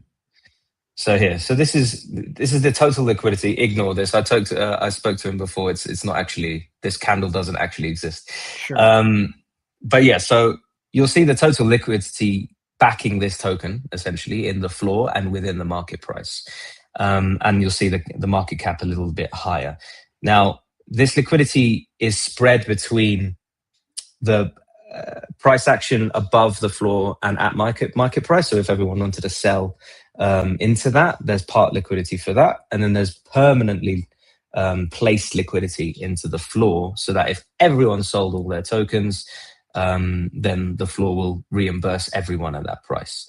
So it's a very liquid market. So all these tokens are quite liquid. So if you look at like plastic, let's say, we're talking 300K liquidity on an 800K market cap token. And you'll see this on other on other launch pads, etc., where this 300K is for a friggin' 10 million market cap token. They're very illiquid. And like, you want to sell 2-3% of supply, you just absolutely destroy the token. Whereas this is not the case with Rise. It's a completely different approach to the whole mechanic. So it allows for a reasonable trading environment for both whales and let's call them. So is there low lending on this one? Yeah, on every token, on absolutely every token you can borrow. Let's look at the plastic one. Can we look at the plastic one as an example? So 800K market cap. Oh, you want to see the for sure. Yeah, so this borrowing on this. So you find this is the interesting thing. We didn't envisage this happening as such. But people are seriously going degenerate on the loans and just borrowing against their positions to then, you can do whatever you want with the SOL. It doesn't have to be in the platform. You can buy another token. You can buy a pump fund token. You can buy a printer token. You can buy whatever you want to do. But the point is that we're finding this more of a holder friendly environment, because you just don't have this fear anymore. You don't have this fear of it going to zero. There's a cap downside risk. And with your tokens, you can go elsewhere and play another game while you just hope that the floor rises. And you can continue to borrow against it on every rise. So let's say you bought 100 Solana of a token, you borrowed out 50 Solana, and then the token pumped another 20%. Well, the floor's gone up too. So you can get another 60 Solana out. 10 Solana out or 15 Solana out as the floor raises. Again, liquidation risk-free, interest-free, and you can just go about your day. You can buy other tokens, you can do whatever. You can loop it. So that's another interesting part, right? So you could, early on, if you've got a lot of conviction in a token, you can buy your 10 Sol of it and borrow your 5 Sol and buy again. And then you've got 15 Solana exposure to one token instead of just the 10 with no liquidation risk. And obviously your upside can be increased on that side of things. So there's a lot of dynamics in play, and it's totally new to a lot of people. So there's loads of different ways to play it. This is very new. I want to summarize the lending and borrowing thing because I think that we've never seen this before. I can't stop but feeling and getting this, thought that people are taking Solana Sol out of the protocol and out of the platform. And I don't know if that Sol ever comes back, or if those, what happens when, I guess it's an infinite open-ended loan, but like at some point all the Sol's leaving the product to go do whatever else, right? I don't know if to people that might have that thought, like, how do you guys think about that? Yeah, so the point is that the value is always there, right? You're retaining the value of the token. And how? So when you're borrowing the Solana, you're essentially just locking those tokens out of supply. You're getting the plastic that you have, and you're putting it into the protocol, and you're locking it. And that can never be sold until you pay back that debt. So it doesn't really matter how much of the Solana goes and for how long. It could be forever. It never needs to return because the token can still go up your so upside it could be is infinite. assumed, because those tokens still exist in the LP, it could be assumed that if I pull my Sol out at, when the floor was 400K, I'm essentially selling my token at 400K if I don't return it. Yeah, well, it's better than that. So you can sell your token you can borrow against your token at 400K or whatever. But then if the token goes up, you can continue to borrow more. Every floor rise unlocks more borrowability.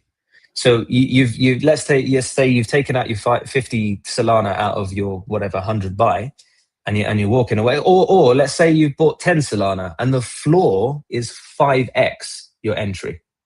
So you've made a 5x on your 10 Solana on the floor on a borrow, which could be tax efficient in a way, but I'm not a tax advisor, NFA. But yeah, you've taken out, let's say, your 5x on the floor, but you've retained your entire upside to the token. So you've still got, let's call it 100,000 tokens. You've still got your 100,000 tokens, and you've still got your exposure to the tokens. And as the price goes up, the floor will go up with it, and you can continually borrow against those tokens. So and the that price 50 goes down. Solana, What happens and if the price goes down, nothing happens. Like you can capitulate, you can pay back your loan and sell quickly if you think it's going to go all the way to the floor.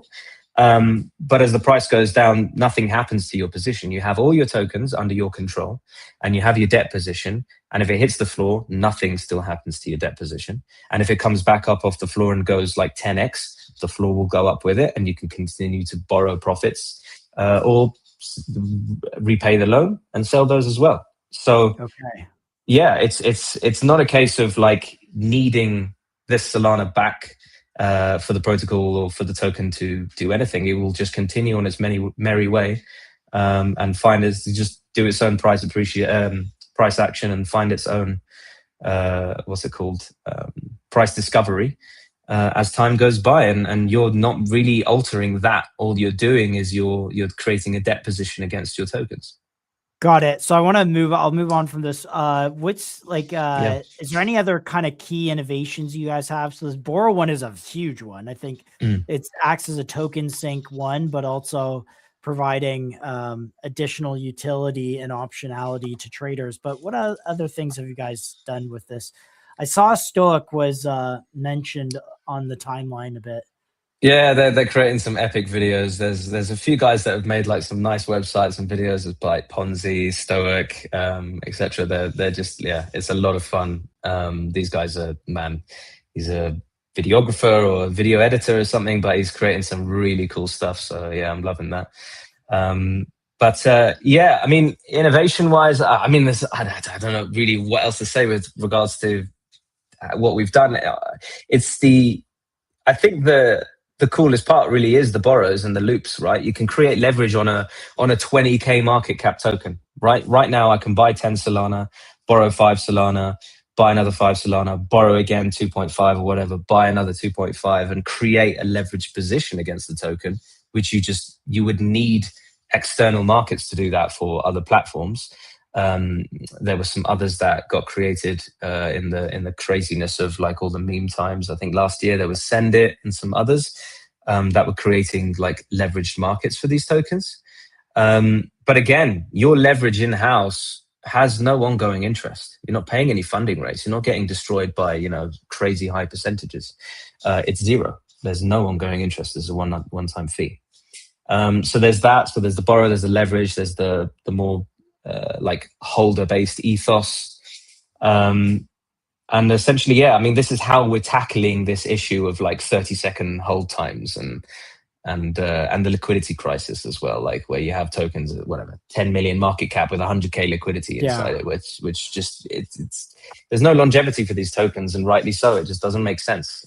So why does that not work mechanically? Is it just because there's not enough soul in those liquidity pools for when people sell? They take too much of it out. Pretty much all these market caps are just a fugazi or fugazi, however you say it. It's just not real, right? You can create a token and just print 1 trillion of them, or print one of them and say each token is worth whatever 10 million, and suddenly you got a 10 million market cap token. But in reality, the value is not at that point. It doesn't make sense against these market caps. So when you're able to sell a fraction of the supply and plummet the price by 25%, then what does this market cap mean? Does it have any kind of structure to it? Does it have any value to it? Not really. And this is why you see this insane volatility on these tokens. And volatility can be a good thing. When you go to the extreme, you're just really hurting people. And this is why you just see 99.99999% of people just lose unfathomable amounts of money, and you have like the select few that win, and good on them.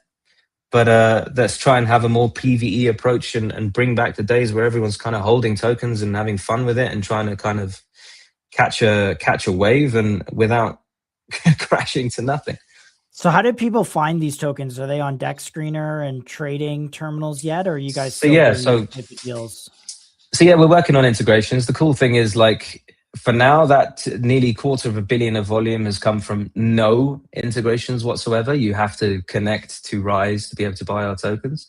So it's pretty unfathomable. I mean, we did not see this happening. We thought, you know what, let's hope for whatever 5-10 million of volume in the first month and go from there. But month one, we did like nearly 200 million. So that was just unreal. We didn't see that happening. Obviously, the website had a lot of volume and a lot of logins, etc. And we had to manage that. But kudos to the guys, the dev team, the infrastructure guys, and everyone we spoke to build this Odororo. It held out well. We had very little downtime. First days we had no downtime, and then now it's just a case of trying to get a hold of all these terminals and aggregators, which we're speaking to some of them, to get integrated and to explore, more avenues and get a bit more mind share on the platform for people to have fun with.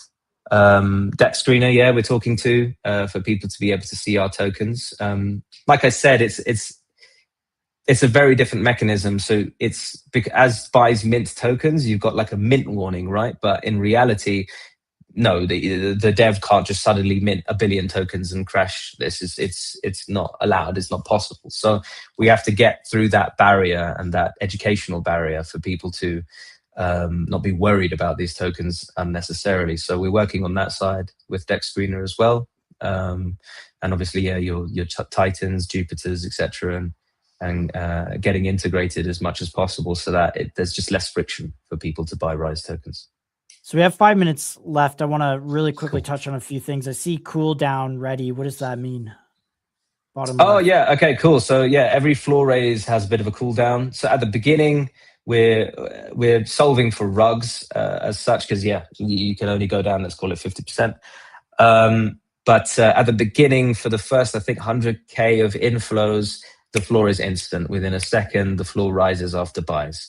And then after that, we're allowing for a little bit of price actions, so a bit more volatility. So if people pump tokens, it takes like a minute for the floor to raise, and the cooldown can be ready. So now it's been a minute or it's been 2 minutes. As more inflows come in, we increase the cooldown time.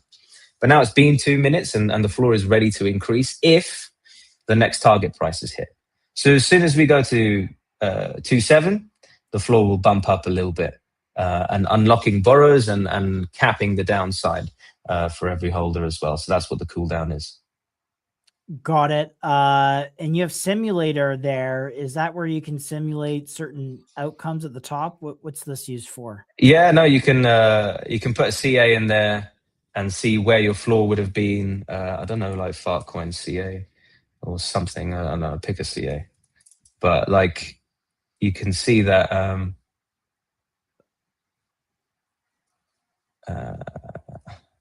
where the floor would have been for the token, basically, if so the floor would have been here instead of like the bottom, and essentially you're it's basically just looking at a fraction of all-time highs, so that whatever would have happened, your Fartcoin floor. Oh look, it's had a hell of a bump. This is I don't think this is the actual. Oh, this is a new one. Okay, well there you go. Fine.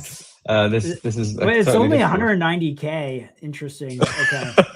Okay, so I don't know. Let's higher. World Cup. Where's the?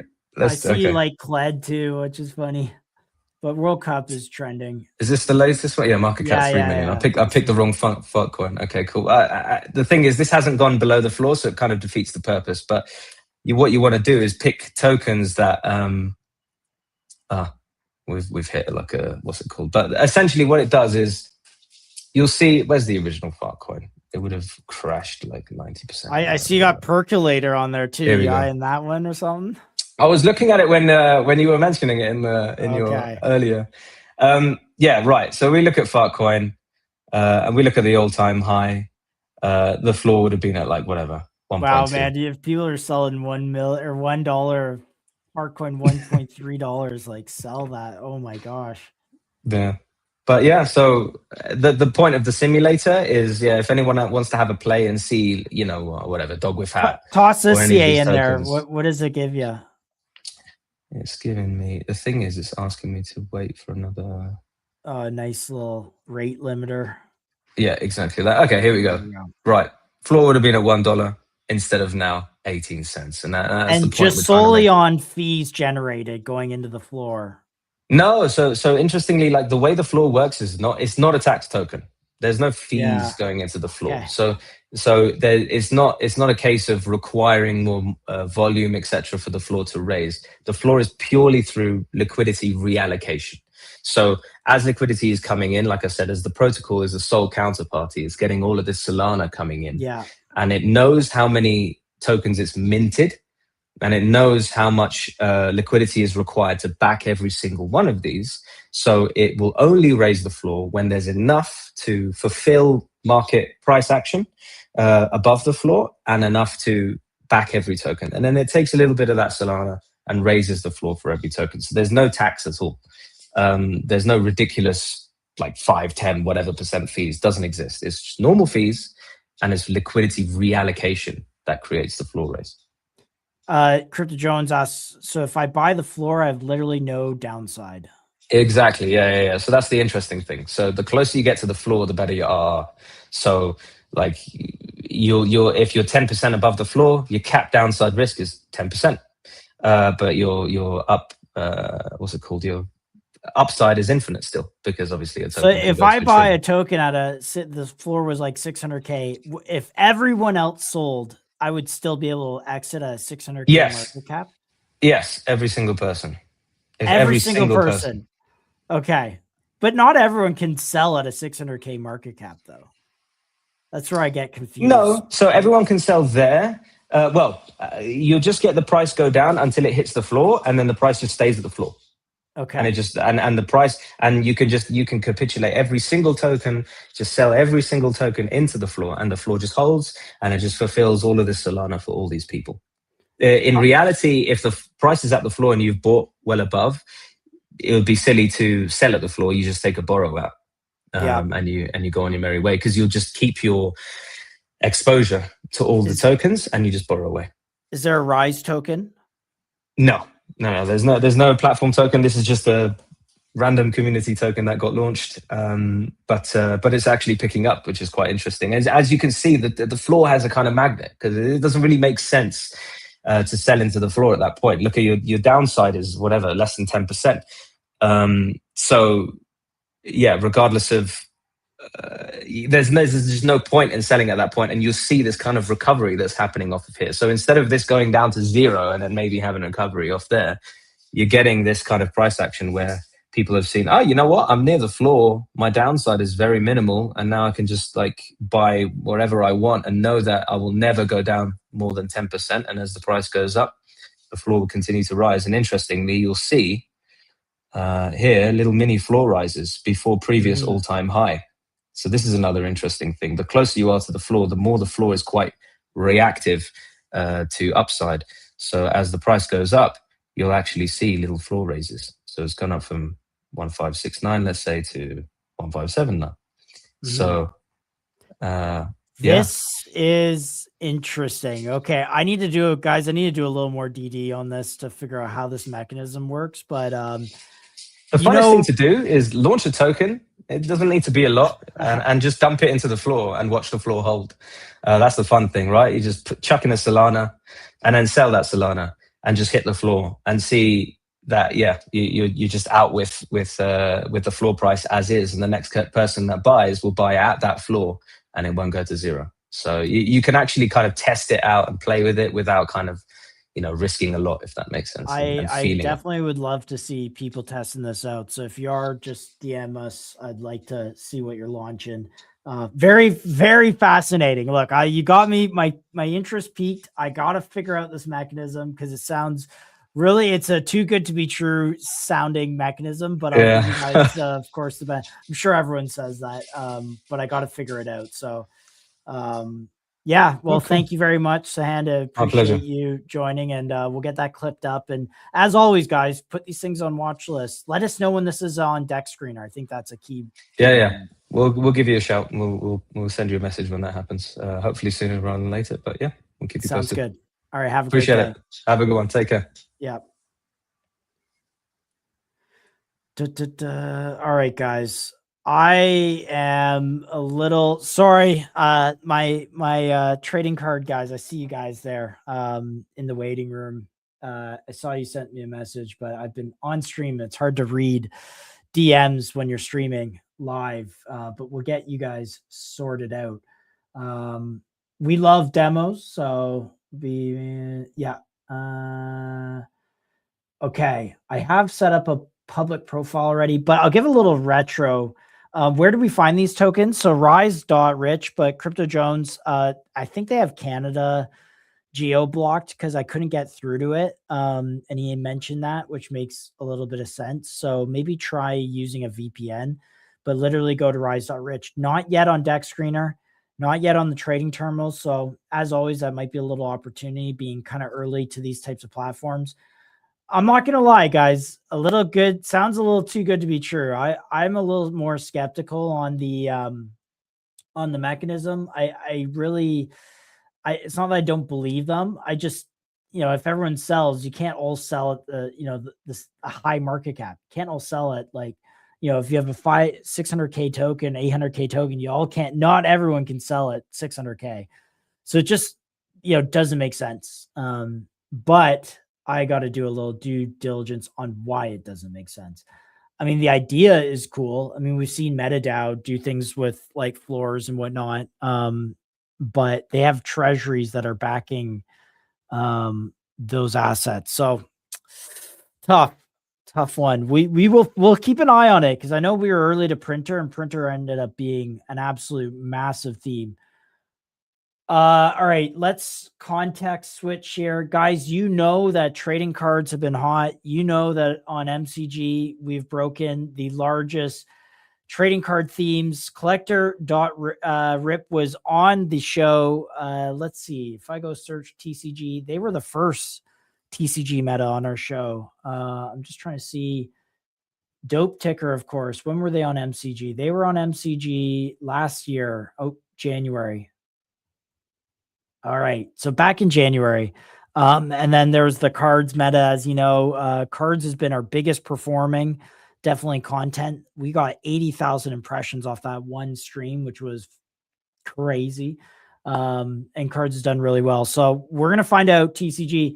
Their chart has also been performing beautifully. And let me just quickly see if I can pull you up some context, guys. Just so you know what project we're talking about. And here we go. TCG. Oh man, beautiful. Look at this. Absolutely gorgeous. Great looking chart. Has done quite well. Held a nice floor and is recently has done quite well. Nice little pullback here. So anyways, really keen to get some updates on how this is going since trading cards meta has been hot. These guys were live streaming every pack opening. And if you guys watched that first stream, you know that I got super excited about opening Pokemon cards. I actually thought that was really cool. There's something about Pokemon cards that just are nostalgic, but also live on a stream. It's really, really exhilarating to watch. So all right, let's get into it. Not so fast, Jeffy. What is up, guys? Welcome back to MCG. Hey, how's it going? Good, guys. Really quick, do you guys want to just give a quick shout out to you? Maybe we'll start with Jeffy and then not so fast. Who you guys are for our new audience, because we've grown quite a bit since you guys were on last. Yeah, we might get one more of our team in. I think Charles is in the waiting room as well. Yeah, he says he's in the waiting room currently. There we go. All right. There we go. I'm here. All right. My bad, Charles. You're fine. You look like a screen share to me when you're screen sharing that, but really you're the main It's show, the RIP facility. The RIP facility is here. The RIP facility is here. All right, Charles, why don't you put a pack on the table there just so we have a little something for the people to look at. Charles, we'll maybe start with you here. Just give us a quick intro again to yourself, and then we'll go to Jeffy and then not so fast. Yeah, definitely. Crypto related, been around for about a decade now. Was running the Crypto Entrepreneurs podcast. That eventually pivoted. Amazon started making me more money than the podcast. So kind of crypto podcast took a backseat. Crypto markets did not. Ran up an Amazon account. Jeff is actually similar. We've both done over 10 million in sales on Amazon alone. Damn. Kind of started to, and our third business partner, we actually owned a group called Arbitrage Ops. He's done something to the tune of like 50 million in sales on Amazon. Holy. Yeah. So we were crushing the Amazon scene. But Amazon tightened up. They sell a lot of big brands now. That was our thing. You know, I was a big Converse seller at one point. And that's kind of what pushed both of us out the door a little bit. We had a $1 million Converse order coming in a month or two before it was supposed to come in. Amazon said, you guys are no longer allowed to sell Converse on Amazon.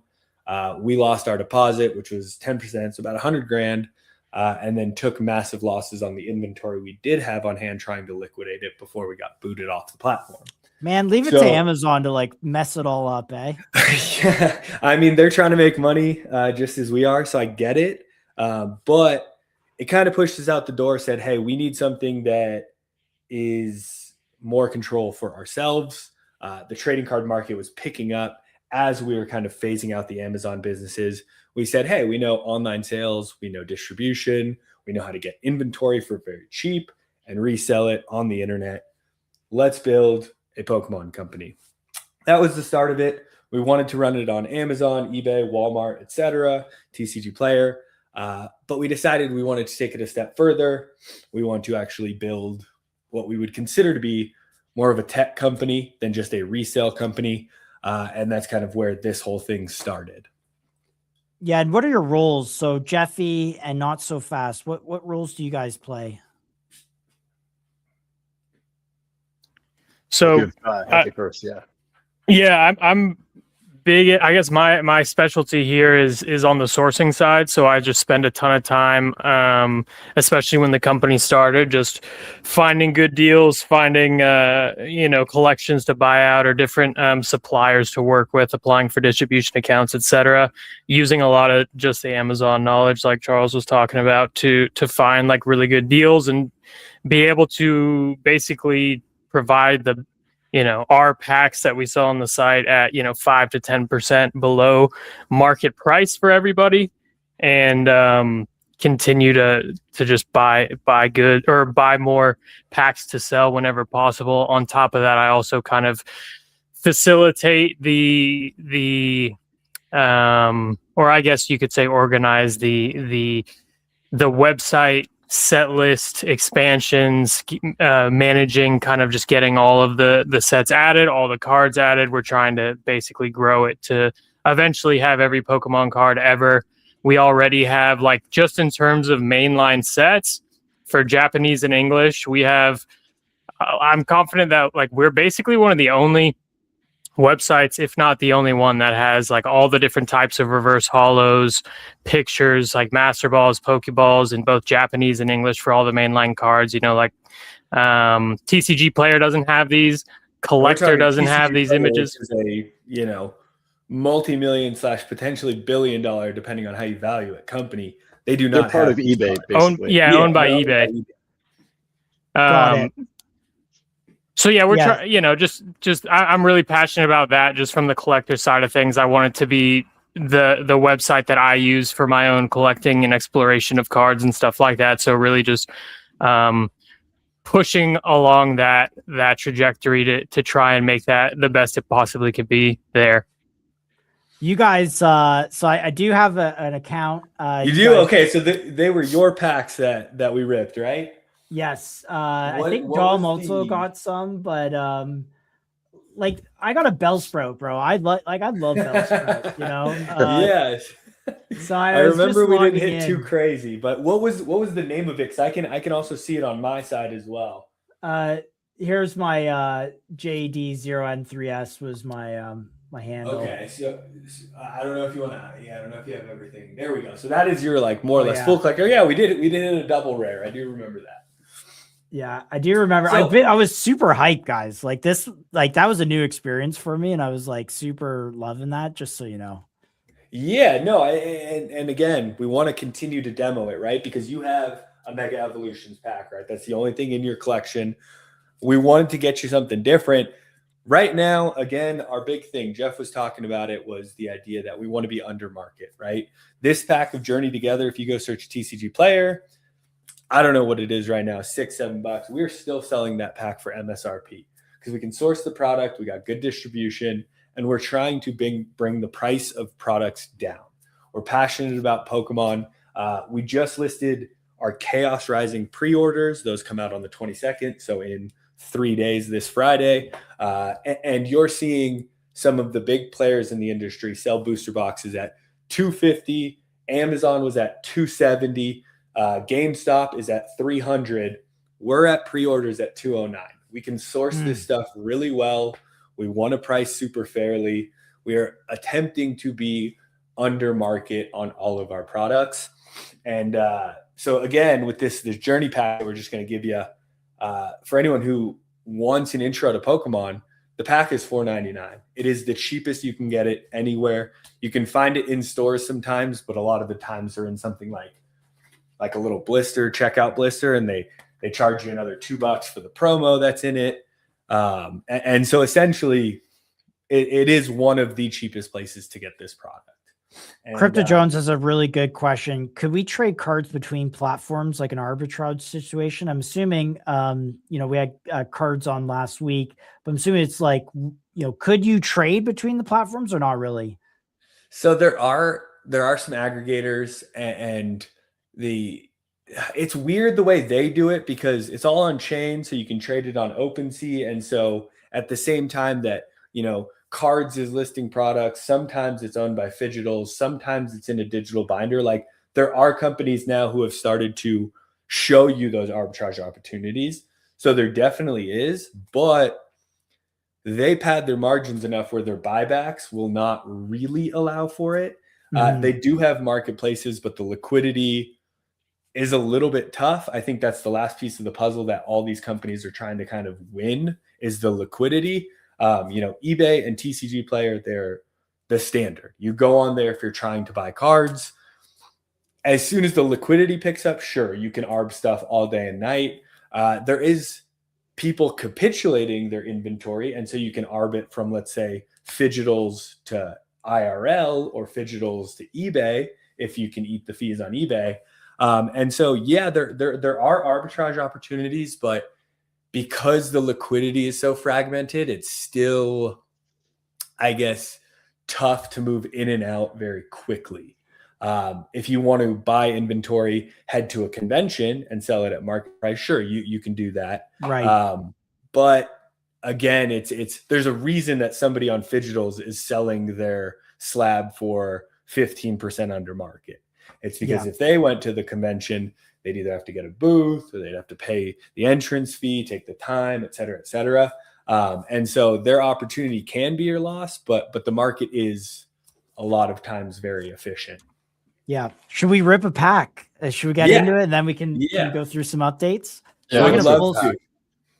I'll so screen. again, it's if I'm up, I'll show you guys really quickly. So just so everyone is familiar, again, we rip these packs in real time. Your hits are added to your digital binder within 24 hours. We usually get the bulk added as well. We like to say by the next stream. So again, for anyone who is unfamiliar, a pack of Pokemon cards has 7 bulk cards. It's also got this code card in the back. Yeah. So let's get that in focus. That'll get you a free pack on the Pokemon side. Look at that Pokemon. It's digital so good. pack. Yeah, digital pack. And so again, you've got what we call the bulk. So we're not too concerned with it. I don't know if it's backwards on everybody else's end. I don't know if it's getting flipped. No, you're good. Okay. I'm seeing it flip. Maybe that's just me. So again, we've got, our 7 that are just bulk, and we kind of go through them a little bit quicker. This would then be your first reverse holo. Behind that, there's a potential for a hit. Looks like you've got another reverse. So again, we have a redeemable ticket that is number 156. So again, that's how we do our kind of organizing, is by the card numbers and the set numbers. The way the voice recognition is picking it up more or less is redeemable ticket 152 for Ends Castle. And in the back, we did hit another double rare for you. Let's go. That's Ends Belly Bolt. That's funny. We've been having some really good luck. And so again, what we would normally do with any of your hits is we'll top load them if they are a double rare or better. So this will go in your slot. You actually have a slot with us for our on-site and off-site cards that we have stored. So these would now go with your cards. That Belly Bolt, again, number 53. So you have your double rare and your 2 reverses here. And then again, there is some just background checking, but more or less that is instantaneous. And then post-stream is where we kind of do our reorgs and our inventory management. So you now would have your section, so your Josh, and that would more or less be your set of cards. So you can see here you had the battle styles that we ripped, but you can also see the Journey Together, which is what we just ripped. So below that, Journey Together, if you were to type in, go to the top really quick and hit your own button, down a little bit, down. Sorry. Down and to the right. No, you're fine. To the right. Yeah. There, it says owned. Oh, yeah. Click that one. That'll show you just your own. What? So, again, the Belly Bolt that we just pulled live is now within your digital binder, right? So this card is now in your digital binder. What I will do after the stream is go put it with your physical cards. And so now, if you said, hey, I want to do a redemption, I want to pull my Belly Bolt, I want to pull 2 of the cards from Battle Styles, and I want to pull whatever you had for Mega Evolutions. I think it was a Mawile double rare. Within 24 hours, we can get those cards out the door to you. So we talk about the redemption from a lot of these places, and because they don't necessarily own their warehousing, which we do. Previous experience with Amazon, we own a warehouse. We can offsite that stuff and within 24 hours get that shipped out to you. Versus again, what I was saying at a was fraction of the cost as well. Exactly. Logistics is another one of our big things, right? So if you look at, let's call it, I don't know, Fidgetals, I don't know, Collector Crypt. I know some of them use an offsite or third-party warehousing. That's why it could take a week, 2 weeks, 3 weeks for a redemption to make it to you. Versus again, we've got it out the door in 24 hours. And so I love this. Can I ask a couple questions here about these pages for the cards? Of course. I see this PSA 9 here. It says $18.50 with one sale. Is that like some sort of off-chain kind of sale data point? Or we aggregate from a lot of different places. Yeah. So we're looking at eBay data. We're looking at TCG Player. We would like to look at some of the on-chain stuff as well, because again, the more markets you're looking at, the more you actually have a realistic idea. Again, when you're aggregating just eBay, you know, there could be somebody selling for cheaper on TCG Player. So if you come to our site and say, hey, this shows $40 because you're pulling from eBay, but some guy on TCG Player has it for 20, because again, not all of this stuff is super liquid. It does you a disservice to think that card's worth 40. Let's say you go to a card show, you want to look at what cards you have to sell, what cards are worth, etc. Nice to be able to pull it all up in one place and see the aggregate data from TCG Player, from eBay, from Digitals, from Collector if you're getting Crypt. a good deal or Exactly. like somewhat close. So right now we pull from a couple different data sources. The plan is to expand that and get you the most accurate and up-to-date data, so that if you were to say, hey, I want to look at the lowest price available on market right now, it could be from Collector Crypt, it could be from eBay, it could be from X, Y, and Z, more or less. Okay. I like my Victini, like him or her when I got her. And then Electric Streamer, I like that. That's a nice ability. As often as you like during your turn, you may attach a basic energy from your hand to one of your Lonos Pokemon. Okay.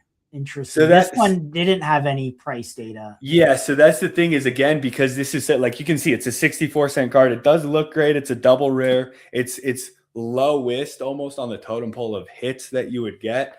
It's not worth enough to spend $25 to go grade it. So most people don't have a 9 or a 10 available to sell. Right. Now, if you exit out of here really quick, and I do just want to demo a couple more things, right? Scroll up and go to the actual browse section, drop that down, go to set lists, and then click on find journey. So scroll down a little bit and click on journey together. It should be a little further down right there next to Destined Rivals. You had, there we go. You had your mouse on it, and then sort that by dollar value. So rarity next to rare, other one next to it. Sort that by price high to low.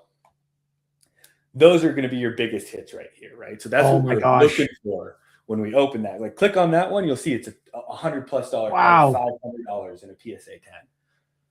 Wow, and that looks amazing. That's like a clay fairy. What's this? Oh my gosh, Jigglypuff? What is this? Well, that's Clefairy right there. Clefairy. Oh my gosh, yeah, of course.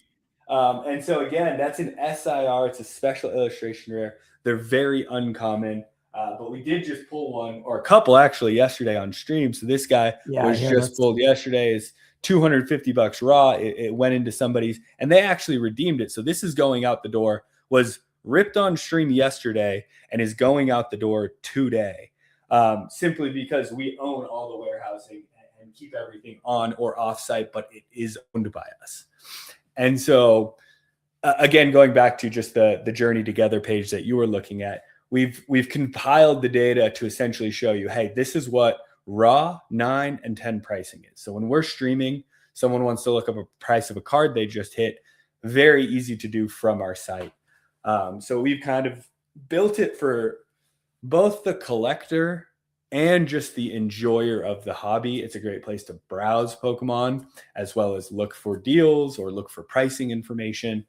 And again, we've aggregated as every set that has ever come out in both English and Japanese. What is some of the more high ticket OG sets if you could help me navigate to those. Yeah, you'd have to go all the way Yeah. back to the end, and that'll be your base sets, your fossil, your jungle. Like this one? Oh, 1999. Oh, my that's goodness. base set. Yeah, that's All base right. set. Here we That's go. the stuff everybody knows. I cut my teeth in these trenches, guys. Let's go. Yeah. Okay. Yeah, Wow, look so at the this pricing is- on these guys. Well, so this is the thing, right? This data is, and again, because we are only pulling from two Damn, specific places right now, we're 11K. not pulling. Well, that's the problem is we're not pulling from Golden. We're not pulling from any of the auction sites. We're not pulling from any of like the last sale for a Charizard on chain was somewhere north of $1 million. May have come down to 600-700 grand, but because we are not pulling from some of these places where the liquidity has flowed in recent years, like you don't really see a PSA 10 Charizard first ed sell on eBay anymore. You've Right. got these For auction 800 sites. grand. Exactly. You know, you don't want to Yeah. lose, 10%, 13% to fees. You sell it to the auction site who takes a 3% fee or something like that. And so again, the further back you go, the less the data is super valuable right now. Again, as we've expanded and built and grown, the idea is more data sets equal more accurate pricing that people will be able to view. Wow, this is a little nostalgia. Okay, I want to get through any more of your updates that we should feature. Yeah. So again, if you go back to the just viewing page, the browse page, set lists, we've started expanding. Go over to the right. No, just up top, very top. Yeah, you've got Parallel there now. So I don't know if you're familiar with Parallel TCG. They're an NFT company. Ah, yes. Actually, yeah. I know the founders are from Toronto of this. Not so fast. You got some buddies up north, but I know some of the guys that were behind this. I'm pretty sure, but yes. Yeah. Okay, cool. So we've started expanding. They have a physical TCG now. They actually sent us 2 boxes. I've got some, here live. But Can you show them real quick? Yeah. So this is what they look like. We've actually opened about 3 of their booster boxes worth of packs already. We still have 1 sealed, and we've started listing them on site for sale now. And so the point would be we are, and I can grab the box. There's a box somewhere that has the physical cards. Please, I'd love to see them. Yeah, more or less sorry, let me grab. Yeah, grab no, a take your box. time. But more or less the idea is we are now expanding. We started conversations with the Vibes guys. So the Moonbirds and Yeah, I also know Spencer from who bought Moonbirds. That's there we go. So we were talking with Spencer. We got put in touch with their distribution guy, and that's the Moonbirds Pudgy Penguins TCG that they've got. So our idea was we're a crypto company. We launched on Solana through Pump Fund. Let's focus on those next, and then the expansions after that are let's look at One Piece. Let's look at Magic the Gathering. But it has been let's call it a slow kind of planned process. So here's one of the cards. I just grabbed one random one really quick if you wanted to jump back. But essentially it is the same manufacturing facility and print facility that does Pokemon. So these cards actually feel very similar to Pokemon cards, even though they don't look similar. They are and feel very similar to Pokemon. And same process, essentially, right? We open those packs live on stream. They get added to the digital binder in real time. You can then redeem those cards. We actually had our first parallel redemption from John Wilkes Tooth. He is a big parallel collector. And so we're expanding on the TCG front. And then if you go to our shop page, since last time, we've started to focus on the sealed market as well. So again, our distribution is one of the things that we think sets us apart. So you scroll down, you can see sealed boxes. You can have those shipped, or you can add them and get them ripped on stream. The purple ones are for strictly shipped. So you could buy a booster box or a booster bundle, a little tin.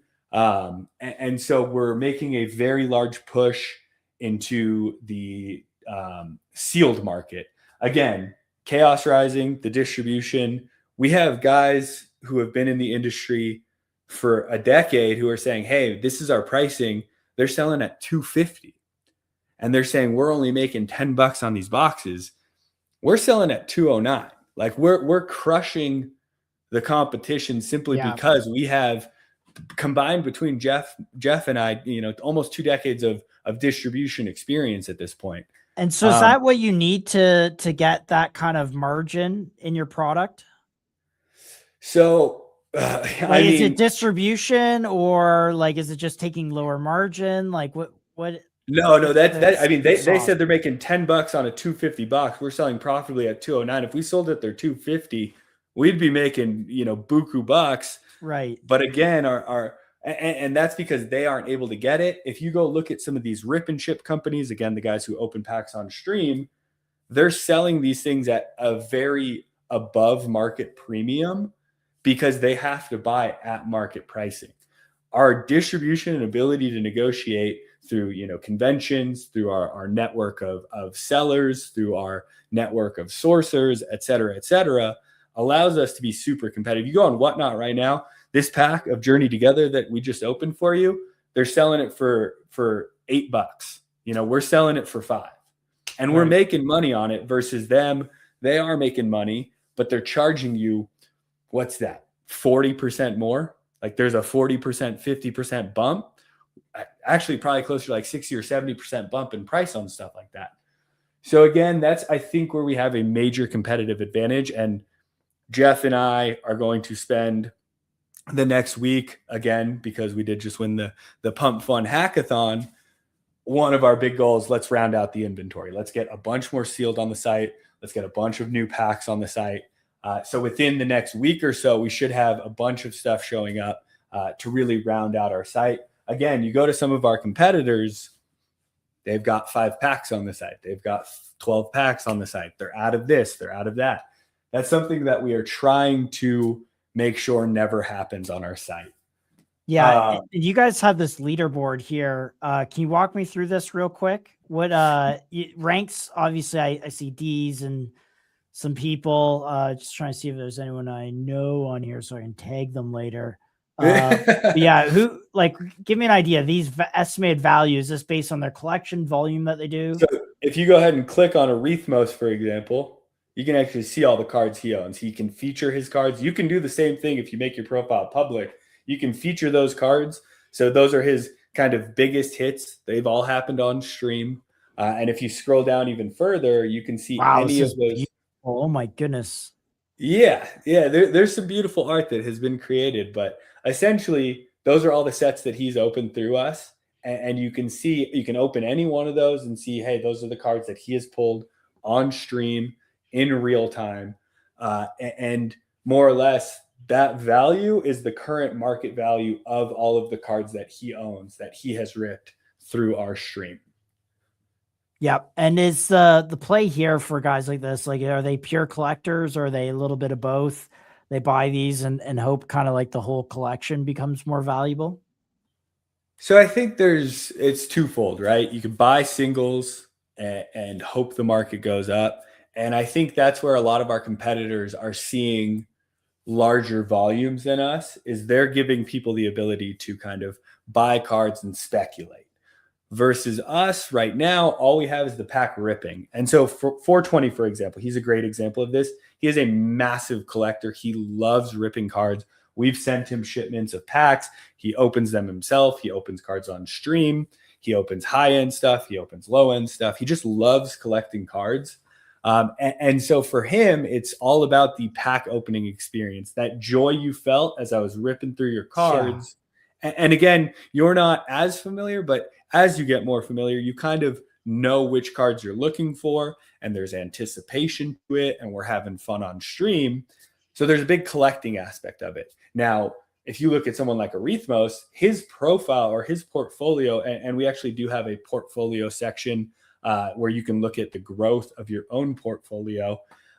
And so his portfolio, since we have launched, and we are in a cards bull market, more or less, his portfolio has gone up. So you can see yours is kind of just flatlined because it's $5 and those are 60-cent cards or whatever, right?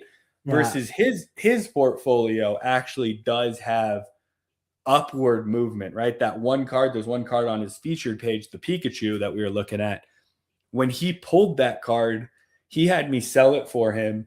It sold for, I think, $500, $400 or $500 was what the price, not that Pikachu, but there's a different one. And he had me sell it for him for $400 or $500. At its peak, that card hit, I think it was almost $2,000 raw. So like there was a massive upswing in those cards. A lot of these older cards, that Mewtwo, the Charmander, those are starting to now actually just appreciate in price. I don't know if you can click on it from his page, but if not, no. Okay. Yeah. So if you were to go to, the actual browse page and click on it, again, some of that info that you were seeing, it's not only Team Rocket. Oh my goodness. That's like a $500 card right there. So if you go to browse, and then you can go to set list or cards. Yeah. So search cards and go Mewtwo would maybe work.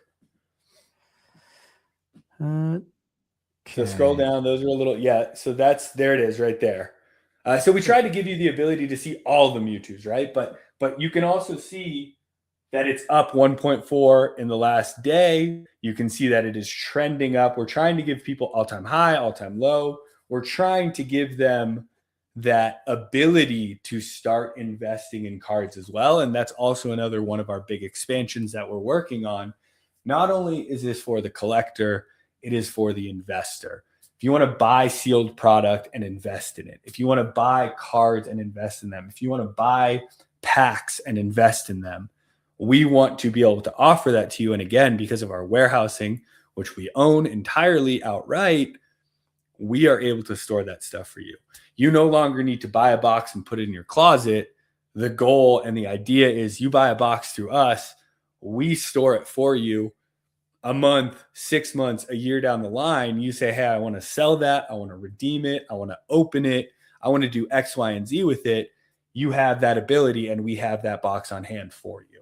Got it. So I love this, and I want to ask some more kind of specific cards about or questions about the business. I think the website, I love the new, like the logo is changed since, we had you guys on. This looks super clean, very beautiful website.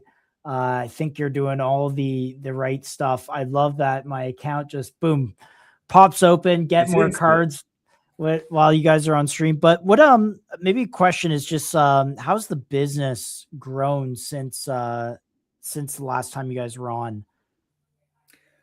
So like volumes.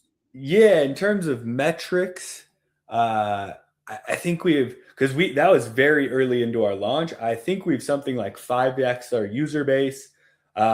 Pack sales alone, we were about to cross $100,000 in sales in pack sales. The shipped and the sealed is a different story. That is all kind of launching. And I think that is where our revenue numbers are really going to hit the kind of explosive growth phase, right? As you look at the gotcha companies where you buy, sell back, as soon as we are able to buy this inventory back and the money kind of flows circularly, you will see that revenue really pick up. In terms of packs, it's like you rip a pack, that's it. You have to buy another one if you want to put more inventory out there, essentially. So pack sales alone, 100 grand, we were looking at what that would mean if there was an 80% buyback, and you can kind of circulate that again. And that's where we see that kind of explosive growth that we're because the magic is like, I get my first pack, I rip it, exciting. Maybe I don't like the pack, sell it, and then go buy another one. Right? Exactly. That's kind of, got it. So I understand that, and we're fundraising, and I know you wanted to talk about that sort of stuff. Again, Pump Fund Win, $250K that we get to use for development work and expansion of inventory. When we're pitching these people, we still consider ourselves quote unquote pre-revenue phase, right? It's 100 grand in revenue, but it is 100 grand in pack sales. When we're looking at the revenue that is the explosive, the exponential, that is the stuff that we are working on. But we have demand for the actual product versus, let's call it, I don't want to say gambling, but like the gachapon. Yeah. Okay. And maybe how do you get to that standpoint? Like, to maybe not the gotcha level, but like how, what specific mechanism? You mentioned 80% of the value bought back and ripping it. Is that, and is gotcha gambling? Is it, or is it more just kind of like, you don't know, right? Like any other pack you buy, you don't know what's in it, right?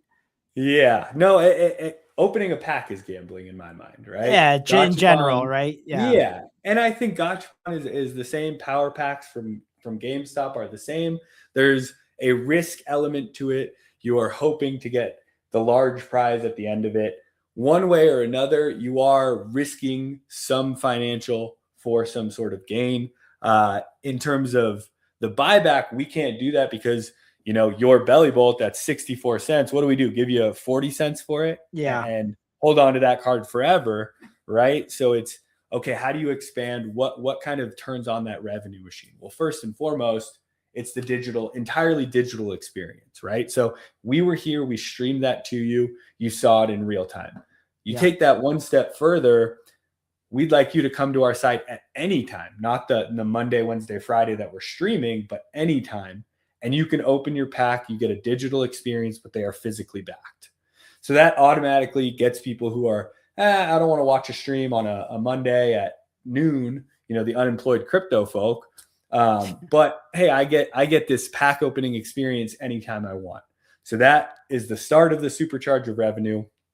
You look at sealed product and investing in sealed product, that brings an entirely new market of not only the people who say, hey, okay, well, I have these cards.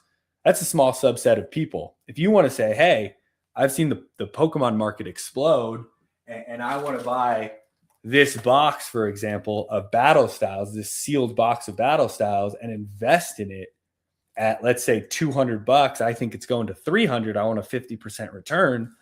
That's going to bring in a new market of people. And then from there, you look at stuff like sealed gachapon, right? So it's like, okay, it's not these slabs that we think are overvalued. It is sealed stuff that has a market that historically has always appreciated. Even in down markets, it's a much lower blow. When we saw that last boom, 2021, 2020, slabs and raw market dropped something like 80%. There were some sealed products that just continued to go up. Yeah, because they're consumables. They're like wine almost. So, exactly. A bottle of wine gets drank, gets out of circulation. Yeah. Exactly. And as soon as that box is ripped, there's one less. There's one more slab that will make its way to the market. Right. There's one less sealed product. So again, sealed gachapon, a potential ad that we are looking at. And even just like whenever a new set comes out, which is almost, every couple of months these days, we're always, we're trying to reach higher tiers of access within our distribution accounts. So we're at the point where we're placing, 6-figure orders for every single new set that's coming out. And we're pre-selling out of everything at great prices, like under market for people and stuff like that. So that's definitely something that we're hoping to just gradually keep increasing the quantity on those orders, try and get more allocation. And that'll be like a massive, as Charles was saying, just like an exponential boost just from the sealed demand, which really opens the door, not just to the crypto community and people that want to gamble, but actually just the entire Pokemon community as a whole. And so that'll be huge for our growth just generally, because, the customer base for just sealed products at good prices is absolutely massive. Yeah, and you have a example of it here: 50 packs of Crown Zenith and some Journey Together. Huge pack from Zard Capital. We talked a little bit to the cards guys about they envision kind of like this DAT type structure on the stock exchange that are kind of using, either owning the cards token and then buying or arbitraging the things or cards, the individual cards in their treasury.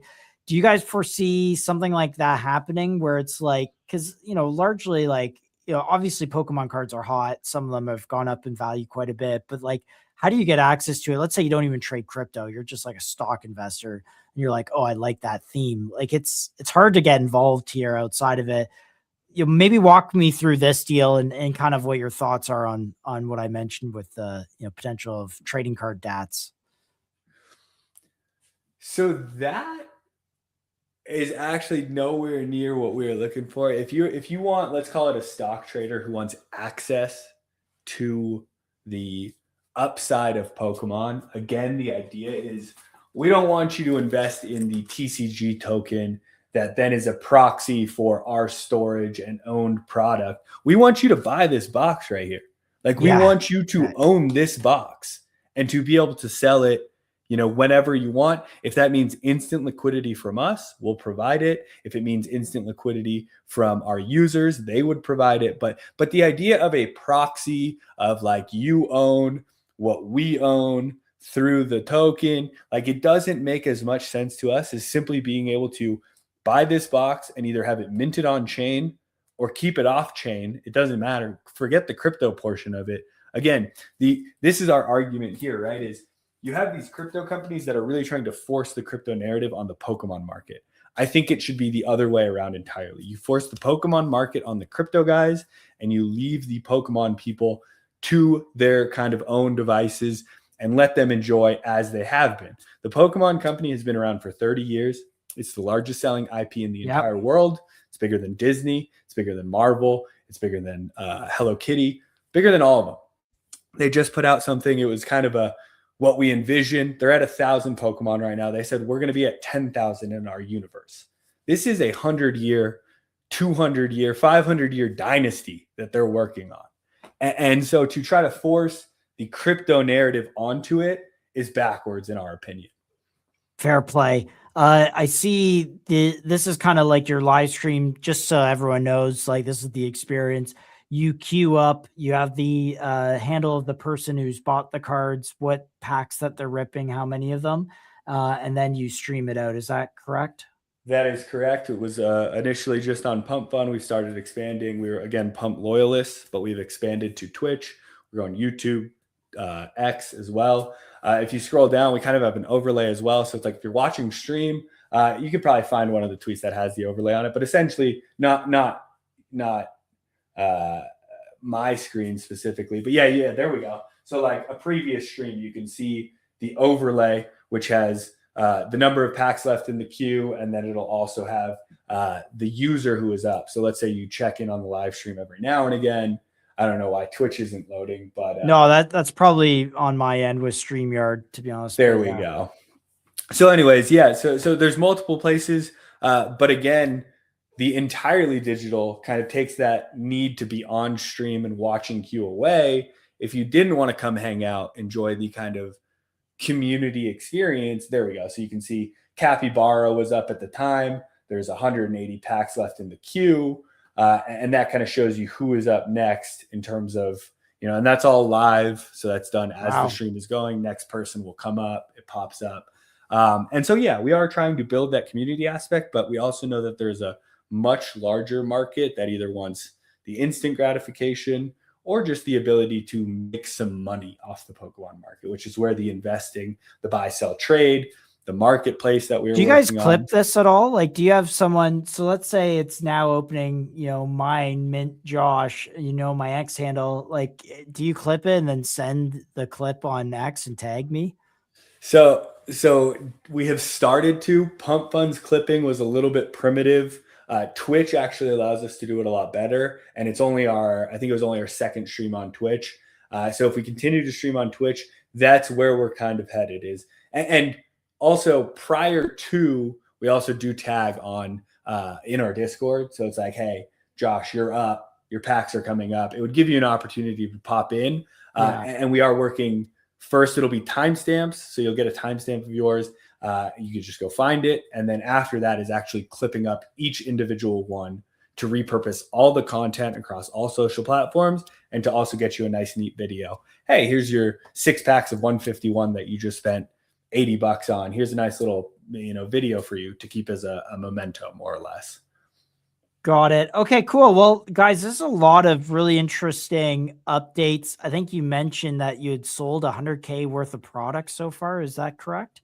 That is correct. That is packs only on stream. Numbers are slightly higher in terms of the actual sealed stuff, which we are not kind of keeping full accounts of because that's spread elsewhere. but on our dashboard that we kind of look at on a regular basis, packs on stream, I think it's like 98,000 or something as of today.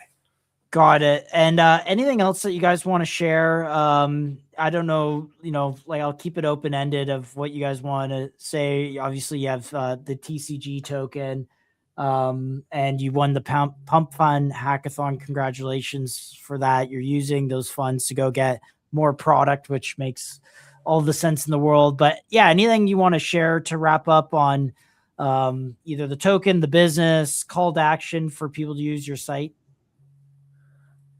I think Not So Fast could probably talk to some of the bigger, like we talked about a lot of plans. We have even larger kind of plans. I don't know if Not So Fast, you want to talk about any of that before we wrap up? Yeah, absolutely. We'll do a really quick overview.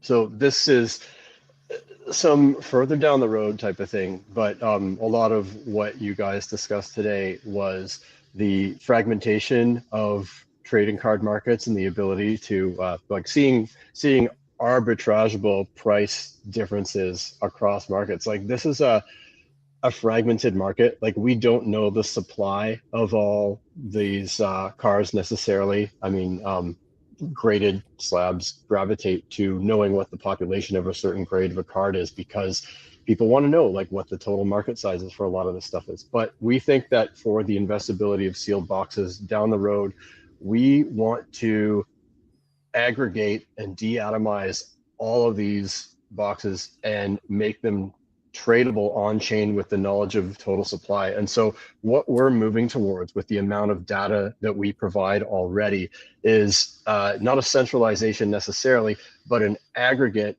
and demystification of the market so that these assets can trade liquidly and with accurate public knowledge as though they were a stock, as though they were a crypto token, and with the ability to hold a lot of other people's and our own valuable product in terms of sealed boxes, we may eventually be able to, and we're working towards this, tokenize every sealed box in our inventory and in other large holders' inventories, so that these people that have been sitting on their own warehouses of their own product, some of which sells through, suddenly have tens of millions of dollars worth of unlocked tokenized liquidity from these sealed boxes. And there's any number of things you can do with that, loan it out, DeFi it up, things that aren't even really built yet, but they're going to be built on top of our aggregated market creation. Actually let these assets mature the rest of the way to where they deserve to be. So you talk about something like Arabian Nights, which is a Magic the Gathering box from 30 years ago, almost at this point. There's maybe 100 of them that exist that are sealed still. Market is illiquid. Very few people have access to that specific market. The idea would be to tokenize your box, make that tradable, and that way the market as a whole could provide liquidity and find a fair market value price instead of the last one sold 4 years ago for $700,000. This one's going to sell for $1 million because of price appreciation, whatever you may say. You tokenize that, you make it very liquid.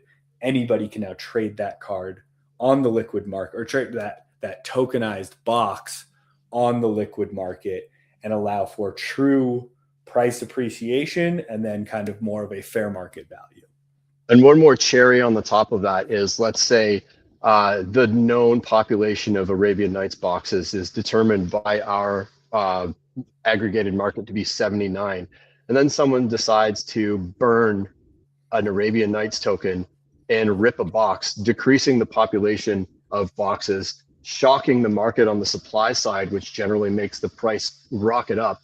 And it just so happens that we have the premier service to stream the breaking of that box and sell it forward. So this is one of the long-term visions that that we've got for kind of like the collect.rip end game is being the nexus of the aggregated market that's so fragmented across so many places, and being able to do stuff like that. Awesome, guys. I think that's really exciting. I hope the holders and everyone got a nice little update. We'll clip that up. Also, thank you for my third pack. I really do appreciate it. And I was wanting just to go back to my account here, but I have to re-sign in. I think I closed the tab for it, but let's see if I can just pull this up real quick again. Okay, yeah, here we go. Look at this, guys. Here's my collection. The guys have very generously, if I hit my cards owned right here, boom. All right, let's see. What did we get today? This, boom, this thing. Belly bolt. Belly bolt. Yeah, so Belly here bolt. that is. Again, that's going to be sealed up. Your bulk will be added within 24 hours. So these cards will actually make it on there as well. And that'll round out your 10 cards for that specific pack. And again, you can see that happened in real time. And the idea is we're working towards a potential video recognition that actually will allow us to get all cards added in real time. If we can't get to that, again, our scanner, we have a bulk scanner essentially that would allow us to do it much quicker than we currently do. But even now, it is within 24 hours. Awesome. Thank you guys so much, and good luck on scaling with your pump hack win. So appreciate Thank you guys so much hopping for on. having us. Cheers. Thank you. Thanks. See ya. All right. Guys, I love Pokemon. I love talking about Pokemon. I love opening packs of Pokemon. I have seen the absolute meteoric rise of cards and the revenues that they have been generating. And then, again, what Cards has mentioned is the everything goes to the token. So Card specifically has mentioned, if you were on our last stream, and the founder also confirmed this on a stream, that everything goes to the tokens. Now, TCG, a little lower of a market cap. Let's do a quick Cards check-in here. See how this...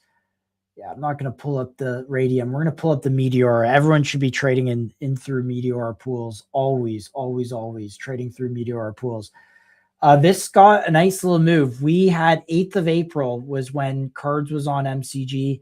It took a little bit for the narrative to get out there, but eventually a clip got circulated around. This was a good, let's see, is this a 400% move? Again, on MCG, April 8th. And up 370% move on Cards. Now they have 30 million in inventory. They said the last time around. Collector rip, a little bit smaller scale, but they have the pump hackathon win, and they have the ability, I think, to scale this. But let's see, April 8th high watermark, 700%. So these guys have actually performed better than Cards, and currently on a decent little pullback here. So I think something to keep an eye on. Again, like everything on MCG, just add it to a watch list, guys. Yeah, nothing you need to do. Just add it to a watch list. So, Alex, what's up, man? CVT. Let's check in on CVT. Now, I will say CVT ripped so much that it wasn't giving me really any entry, to be honest with you. And so I was just kind of waiting and watching. But here we go. CVT on a nice little pullback here. Nice little pullback. So CVT holders love Pokemon. I think everyone, Alex, loves Pokemon. I'm the generation that was trading Pokemon behind the dumpsters. Yeah, nerd alert. Well, Top Fumbler, I mean, you kind of got to be a nerd to care about crypto for over a decade. No jokes. You are serious. I did hear Meteora doubled their fees. I'll maybe pull up what I saw here. Let me go DLM. Let's see if I can fees. Let me give you context. And then I actually have a DLM open right now, and I'm going to go check in on that. But, okay. This isn't the fees that, this is the fees that Meteora specifically are taking. Let me see where I saw that. I mean, if Crypto Jones, if you can tag me in the tweet,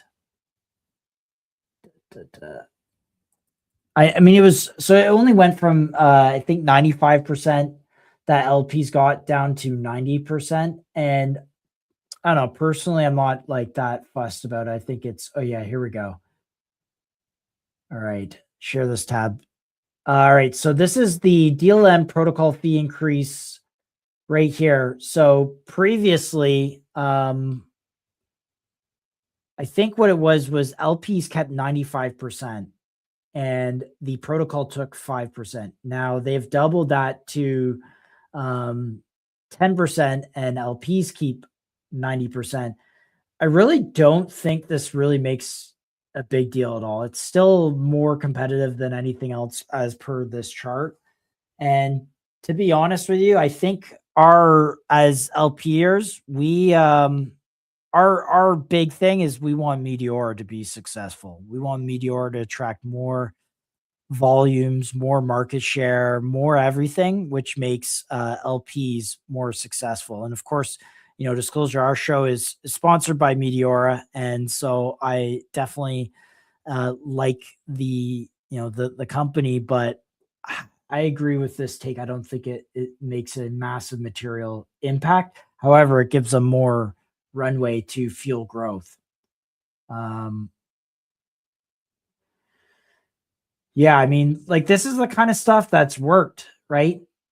On the growth fund, I have zero concerns. The 250K community fund run by Shadow Heavy Metal Cook, Meme Coin Assassin, and Alex, the backbone of the LP army since day one. I mean, these guys have educated a lot of LPers.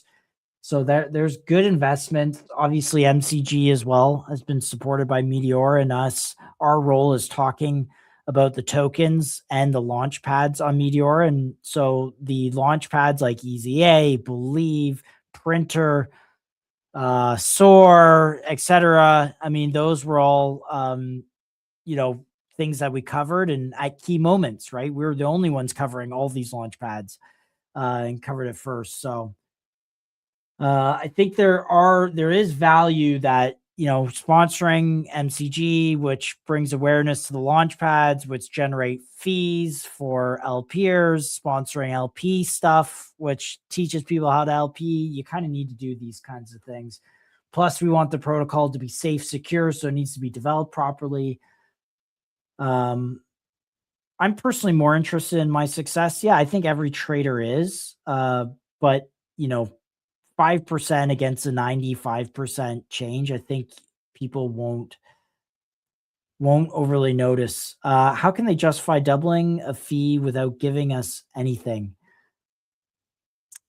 I mean, how much revenue are you earning from Pump Fund?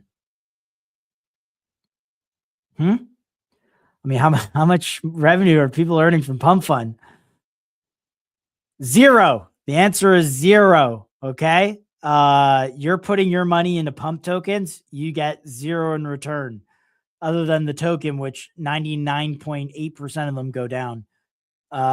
You buy the pump token, you supposedly are getting 100% rev share, but your pump token from TG is down like 80%, right? Of which the pump TG was paid for. People bought in at 4,000 and now it sits at 1,800. So those TG investors and pump are down 50%. No one complains to the point. Yeah, but I look at the pump token. It's performed poorly. Really, it's performed poorly. I mean, the MET token also is kind of bled out too, but that was given to people. The MET token was airdrop. No one bought allocation, the MET one. So anyways, long story short, look, I think if the fees drop noticeably, and you can legitimately tell on your terminal when you're placing fees or trades, yes, people will not trade. I think the market just solves itself, but I don't think people really notice the 5% change. And I think what Meteor will do is be able to grow the pie. Now, of course, again, disclosure, I mean, Meteor supports us. So some of those fees come to support shows like this. So Meteor needs to at least give us clarification what they're doing with the token, make it a reward funded with all this new revenue. Yeah, I think Met. I mean, they've been pretty transparent with what the Met token is and isn't. I mean, they say the Met token is everything. There is no equity. It's just the Met token. I noticed the change when a token rugs on me. I mean, if you have, you can clarify that. Please let me know. Yeah, I can. Crypto Jones. Like I get. Obviously, no one people want to earn all the fees, but whether you're earning 95 or 90%, and people generally notice that change, I don't think so, and it comes more in line with the market. And I think again, I'm biased because if Meteor was earning 0% protocol fees, they wouldn't be able to support MCG, and MCG would cease to exist, right? And we wouldn't be able to explore different launch pads that come out and explore different projects. So at the end of the day, we need this to exist on our own. Less fees means more downside when I'm rugged. I mean, but how much is 5 basis points really move the needle? I mean, will you notice? But again, that's the last thing I'll say on it is, look, I get it, but I mean, I don't think it. I think in aggregate, it won't make a huge difference. We'll watch their volumes, and if their volumes drop off, they're a reasonable team. I think they will definitely make adjustments.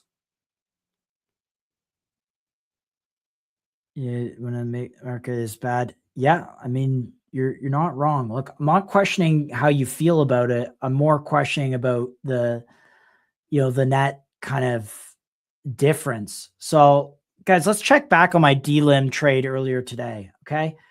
I placed a trade here. I caught a little bit of the dip, and I said, guys, again, it would probably likely dip into this range because every meme coin does.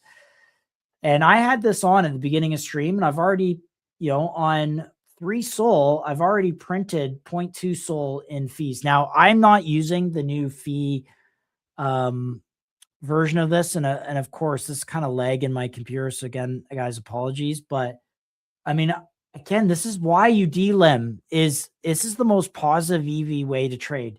Now, Crypto Jones, back to your comments. I get it. But I don't really notice. I just made fees. I'm making 50%. Again, this has to keep up in my range, but 50%, quote unquote, in 24 hour on my TVL. I will admit, Printer Eco came around.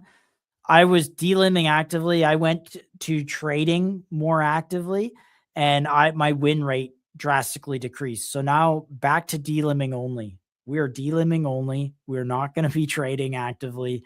We are going to DLim and trade. And so far, I like this trade. It's printed fees. Look at the volumes coming in now. I'm earning the dynamic fee on top of the pool fee. So you can go here. You can see the current pool fee is 2%, but the dynamic fee is an additional 1.7%. So the total fee is 3.6. The TVL right here is at 18K. So it's a low TVLP, low TVL pool. But the 24-hour fees are quite large. And why this is going up, you can see this 0.18 SOL here I've already earned. Again, this is since I started streaming 2 hours ago. I put this on right before stream because I was going to test out the new fee mechanism. I was going to also test out the limit orders. However, I didn't do it on edge.meteora.ag, which I believe is the version of this. And even then, I've already printed 0.2 SOL.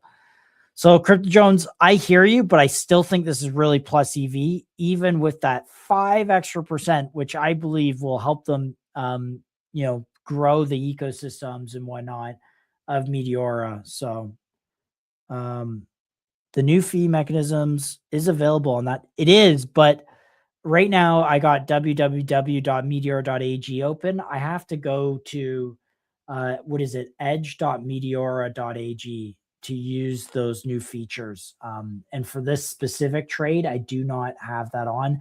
But as of tomorrow, I will definitely do some trades on the new one, and we will check in on some fees.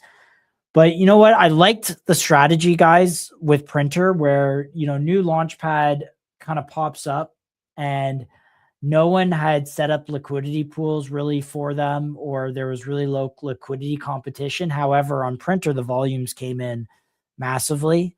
And so I like the idea of, again, you know, sussing out these new launch pads and going and delimbing those different new launch pads versus, like, you know, Pump Fine or whatever launch pads. So yeah, look, guys, good fees, good fees. That's what we like to see. Any tokens you guys want to look at? Any tokens? And I don't, let's see. Let's go to, I would open EZA, but EZA, let's see. Let's see anything on EZA. I don't think there's any new launches on EZA. Not that I see. Let's see if there's any tokens here that we can find.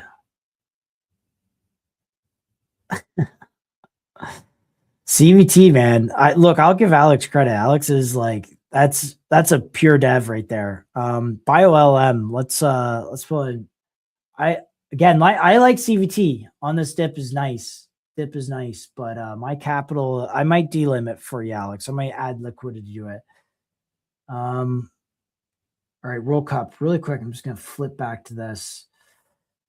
Yeah, again, guys, like I bought this at 2.2 million, and this is done real nice, real nice. A lot of the country tokens have all bonded, and, you know, a little bit of volume. I was thinking I might delim some of these tokens. Like, look at USA, right? Good price action there again for pump tokens. Really great price action. France, again, keep an eye on those. Okay, BioLM. Let's see, BioLM. Oh, this is holding up beautifully. Yeah, look at this chart. Oh, beautiful chart. Beautiful chart. I mean, just this really nice grind here. Really nice grind. So I'll give my TA again. This is not maybe how Chill or Dom might look at it, but I would look at these are kind of like your ranges. This here is a bit more in the mid-range point. Good risk reward is as this comes in a little bit down to the 600K area, which Pixel, if you have a position, you probably don't want to hear that. But let's see if there's any updates here, because I believe he was getting close. He said some major products were coming very soon. Okay. So there was a physical product that you needed to buy, which here you can see is that's picking up the brain signals. Okay. So I'm going to give you my thesis here on this. And basically the thesis here for BioLM is, if you remember back, and you probably, none of you guys were watching specifically, I'm going to just close my Meteora terminal because it's lagging me a bit. But what was it? What's Neuralink? When Neuralink first came out, there was this moment that Neuralink had hooked up their product or the electrodes to these magnetic signals, electromagnetic signals in the brain. And the sensors pulled up all these little lines. And at the time, it was pretty amazing that they were reading the brain thing, but that was a novel. Is when they applied AI to that, they were able to see patterns and decode things on pigs that were pretty significant. And that reminds me of what BioLM is doing. And they're doing it at a little more primitive level, but I mean, Neuralink's probably going to be worth in the billions for sure, just the technology alone. So there might be something here. It is a pump token, and DeSci has been really hot. So here we go. It looks like he just got this Neurosity. This is what he mentioned on MCG.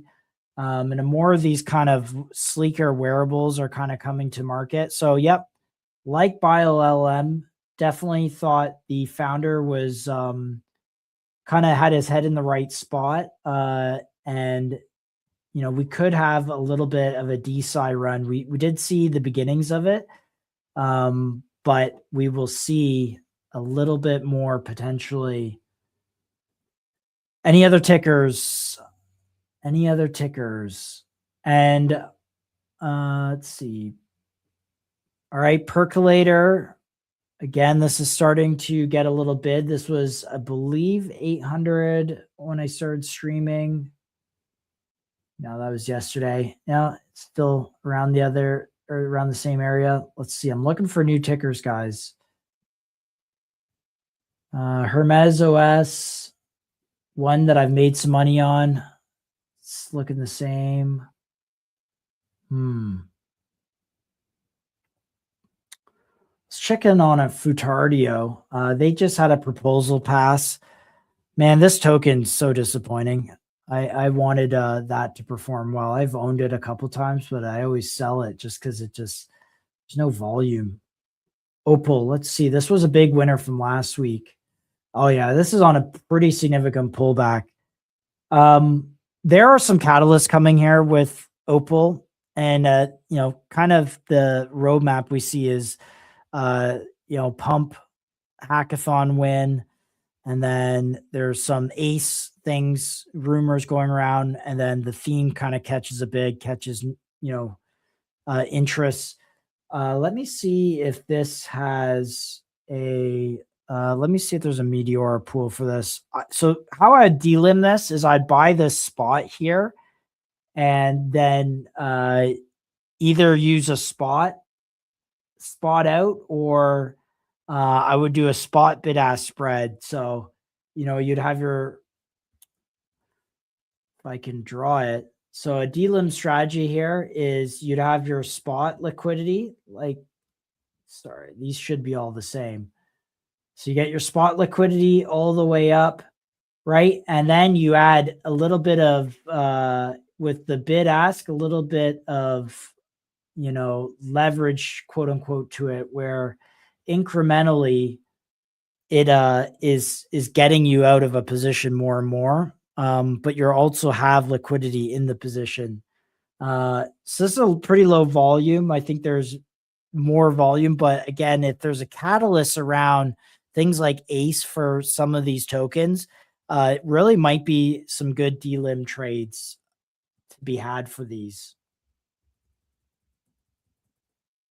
So keep that on a watch list. Again, add all these things to a watch list. All Solana tokens could be nice delim tokens. Litcoin, let's look at Litcoin here. This was one that really impressed us. And again, he was on MCG, I think somewhere around here, 500K. And it's done a 4X. So again, pays to be on stream, pays to put things on watch lists, because you never know when these themes kind of start gaining a little bit of traction. But that is done really well. We're trying to get GitLab on a stream. Oh my gosh. Look at this, bro. What the heck? Let's see. What's GitLab doing? So GitLab, a decentralized code collaboration platform where AI agents are the first class citizens, no central authority, cryptographic identity, agents and humans are equals. Bro, I swear someone in our chat put this on our radar earlier in May. It's around 2 to 3 million. Jesus. What a chart. Look at that, guys. I just can't be buying this up here. I think there's better opportunities.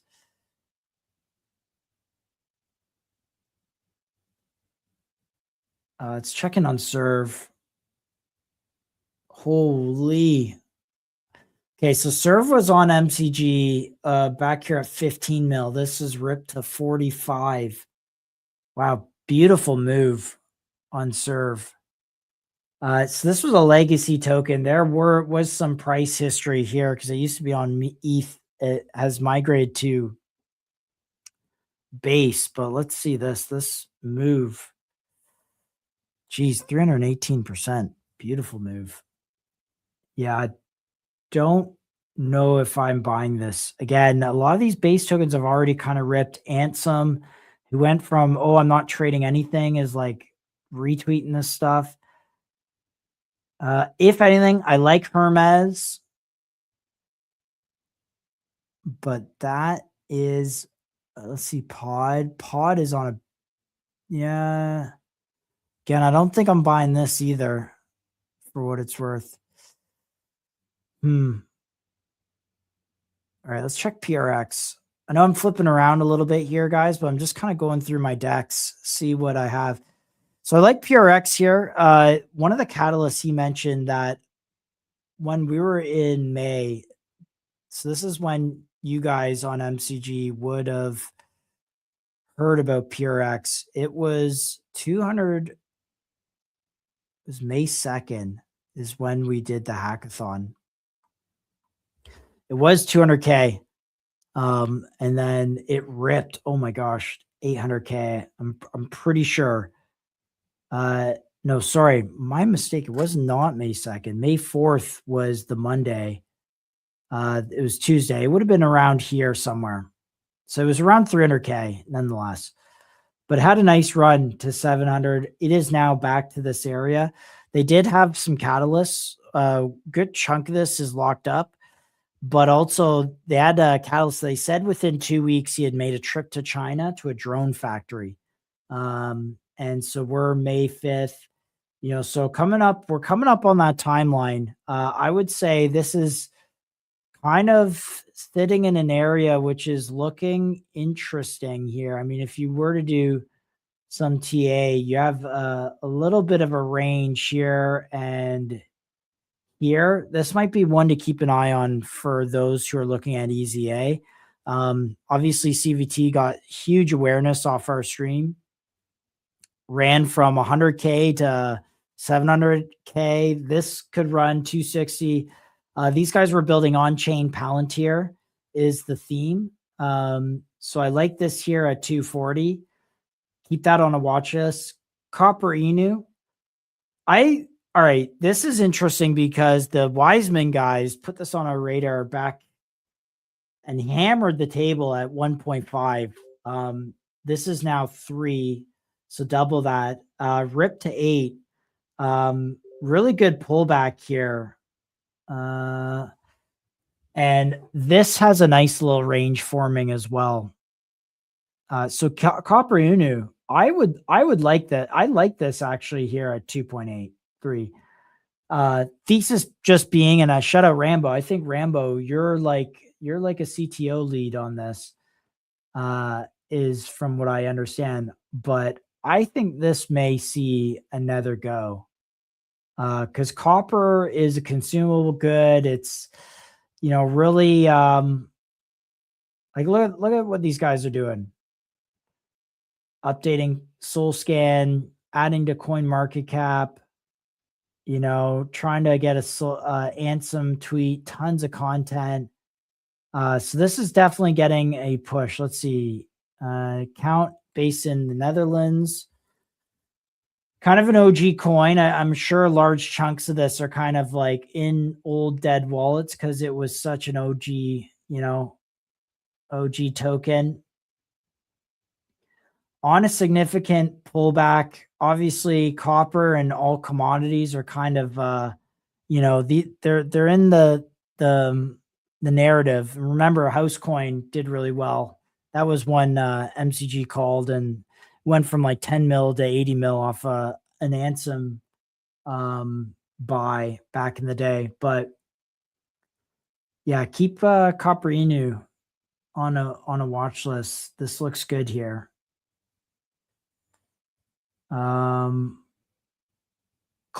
All right, so Clued's coming on later this week. Let's check Clued.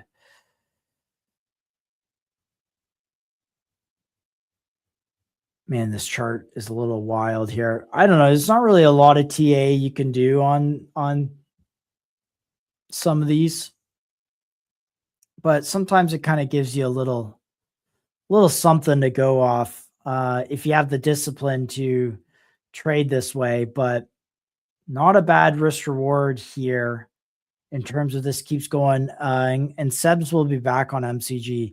Man, I'm seeing Clued everywhere. Not gonna lie, Clued is absolutely everywhere on my timeline.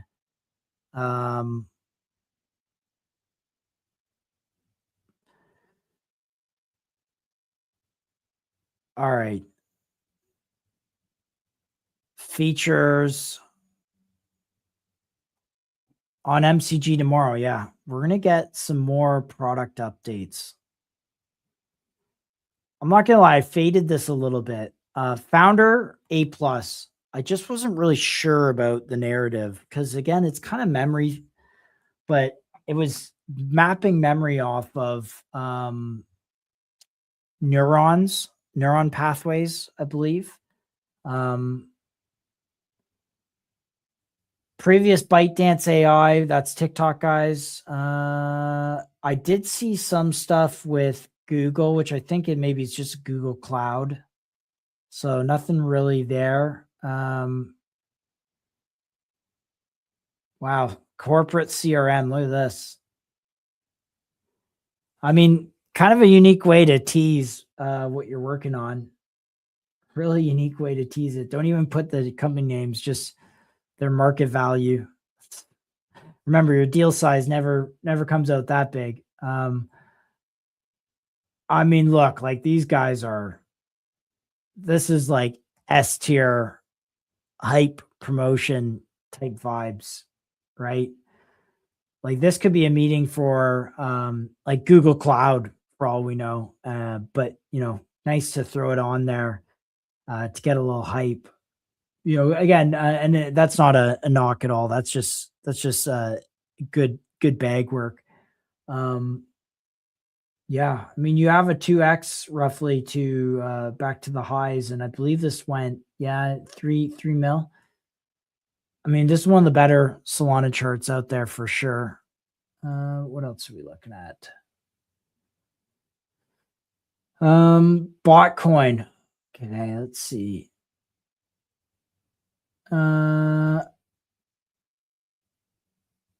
Yeah, tough to be a buyer on this one. I don't like these spikes and no breakout.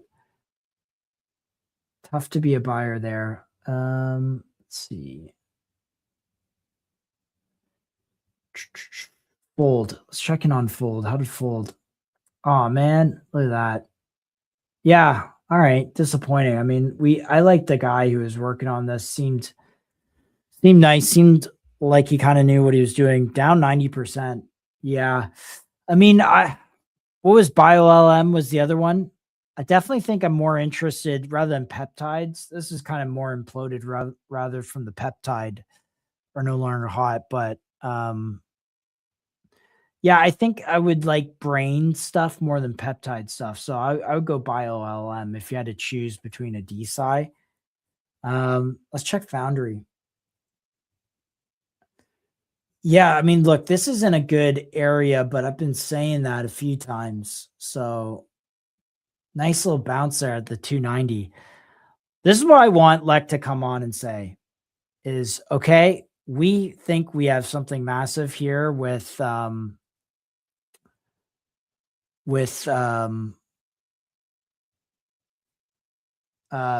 I basically liken it to like Google Maps for agents. So it crawls the internet. One agent finds the route, turns it into an API for other agents, and then gets paid. I think there's tremendous network effect there. 7,000, 9,000 downloads or whatever it was that he had on his NPM package. I like Foundry.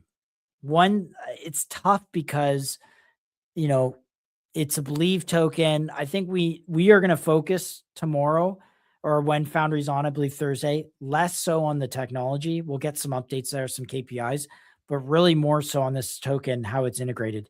He mentioned 25 flywheels. And if you guys know Lewis, he loves to kind of go big or go home. So 25 flywheels is a lot.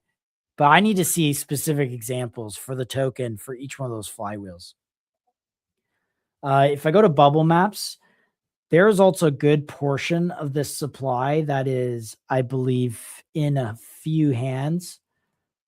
So there's this wallet, 18%. This wallet 9%. I want to say one of these is Believe Capital, and this is by the Pump Fund Create. Oh, okay. Anyways, one of these is Believe Capital. The other, I believe, is Lewis himself. So a decent amount of it's out of circulating. I'd love to get an idea of like who those entities are. So yeah, I think the answer here is watch. But if they get meaningful token utility, it's used on the network. I mean, I think Foundry reprices. That's a really interesting idea. Is the what he laid out there. Let's check Agent Zero token. This was brought up on stream last week. Yeah, no position here. Not really sure kind of what this does. Let's see if I go to base. Let's see if there's any new tokens.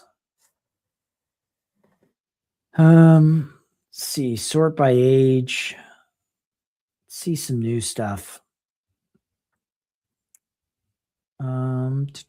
Sleeping Giant.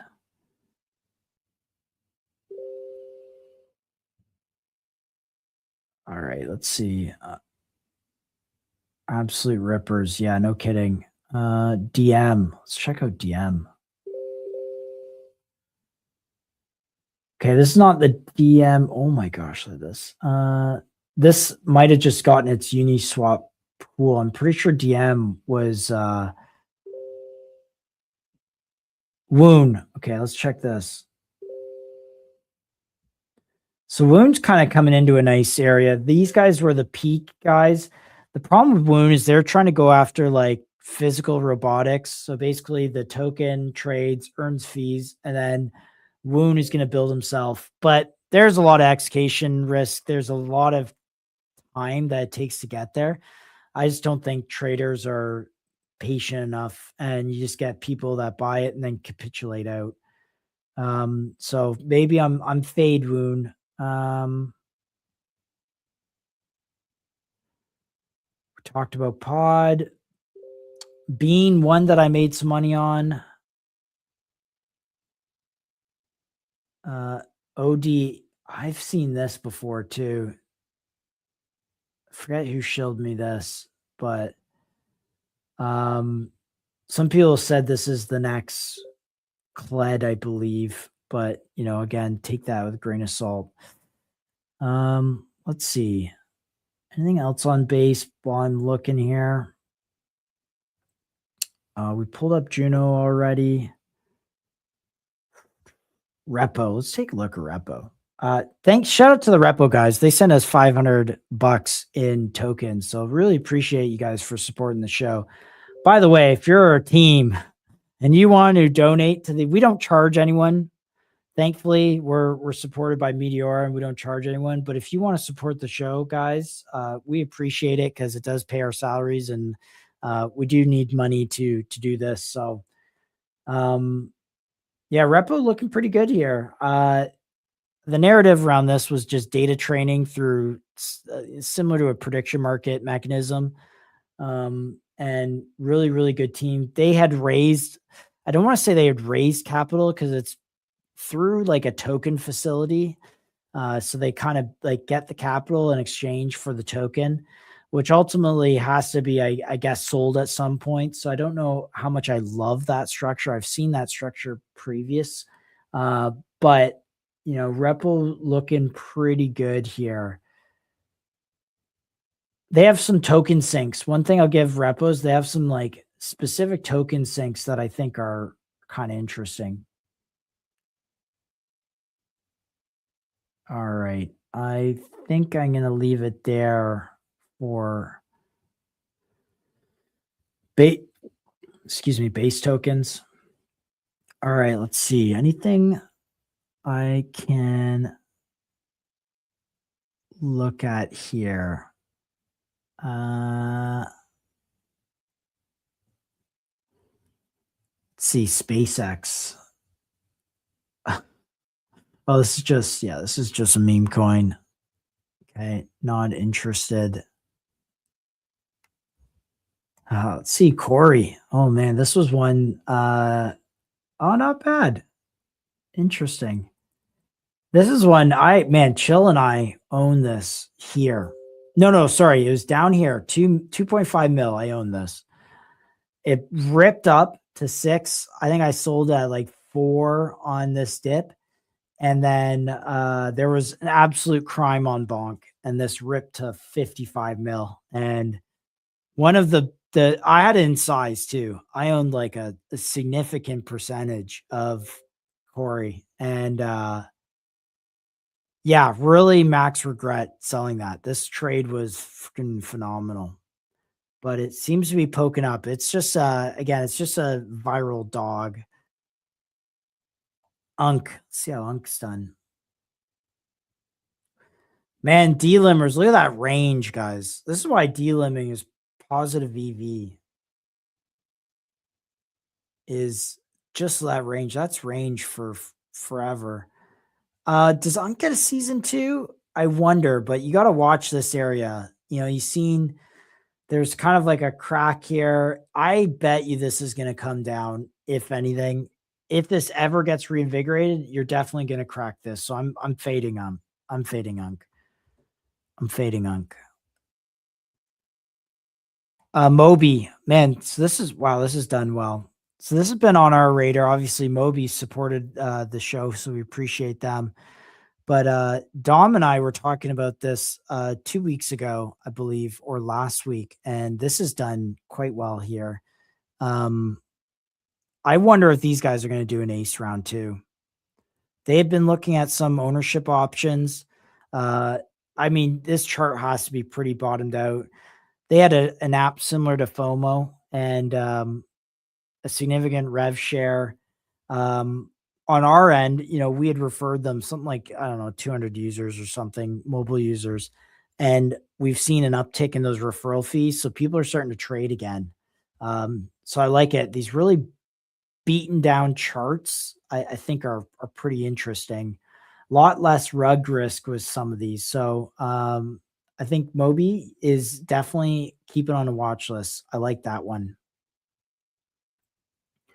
Troll. Am I buying Troll at 11 million? Absolutely freaking not. Or 111 million. No, I think you fade Troll. I think you fade Troll. I would like to see this price action. Yeah, I mean, a lot of people are. Yes, let's hit high watermark at 280. I'm fading Troll. I think this comes back down. You could, if you're more patient, I think that's a good D-lim.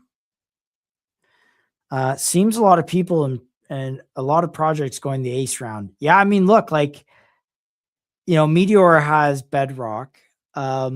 I have yet to kind of see it put in motion, and like more that I care. I mean, it's been put in motion on Startup Fund. Let's be real, and Bags app. So I'm excited about the concept and implementation of Bedrock.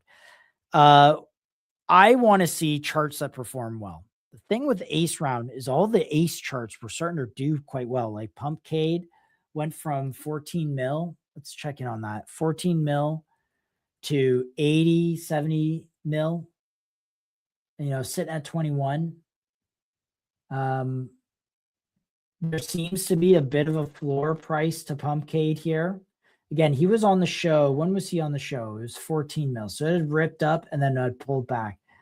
So Pop Punk was on the show here and it ripped since that. Again, on MCG, put it on a watch list. Just keep an eye on it. Since the the ace round announced, it's kind of traded well and then is on a dip. One of the things that MetalX mentioned that I thought was interesting was that the rounds could be open-ended, right? Like you could say the window is open, you know, for like the next 5 years, which essentially gives you a floor theoretically to the token price because there is a arbitrage between the token and the equity. And, you know, the other thing is you're pulling the token off the market. He also mentioned that teams could buy and burn their token. So if they collect a bunch of Pumpcade, they can actually take that token and burn it. that's preferred. Obviously, you don't want teams kind of double dipping where they take in the token, then use it and it's put back into circulation. I think that would be very bad. So there is theoretically some sort of floor here. I think the one thing with Pumpcade is you just have to see the product. We need to see a mainnet. Sia DCLM, welcome to the stream. How you doing? What do you got? What are you looking at, Sia DCLM? What are you looking at? Rodney, are you looking at anything specific too? In Pixel, if you're still in, I mean, other than BioLM, anything that you own?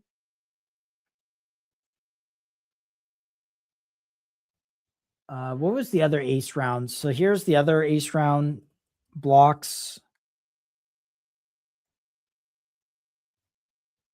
You know, okay, kind of cooling off. Again, I'm not super set on Roblox type projects. I think they're, having worked in the industry, having worked at a game studio that did direct business with the head of licensing at Roblox, there's just so many things you can't do. So you really got to find a periphery service with some of these things.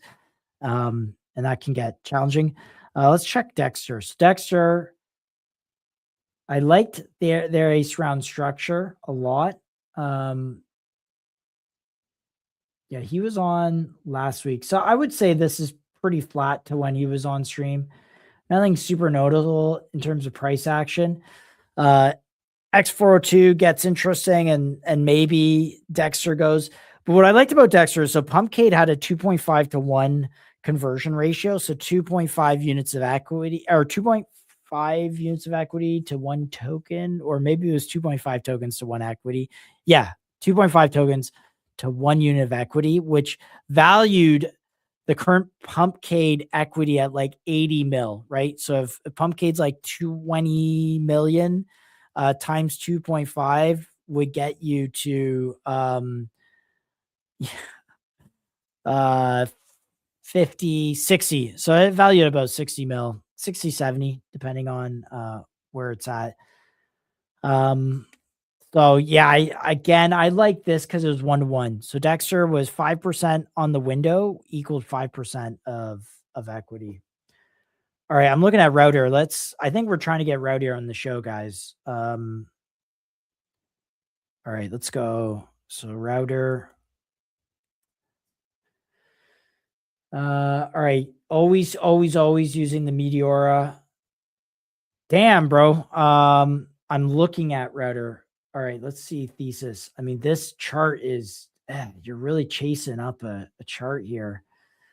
Not super huge on these entries. I love this dip getting bought though. I gotta admit, man, wow.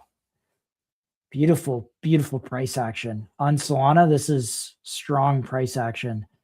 Let's see. Thesis. SolarRider is the private AI inference layer on Solana. Yeah, I've seen this. This is VVV has really cemented that narrative. Prompts are encrypted. Okay.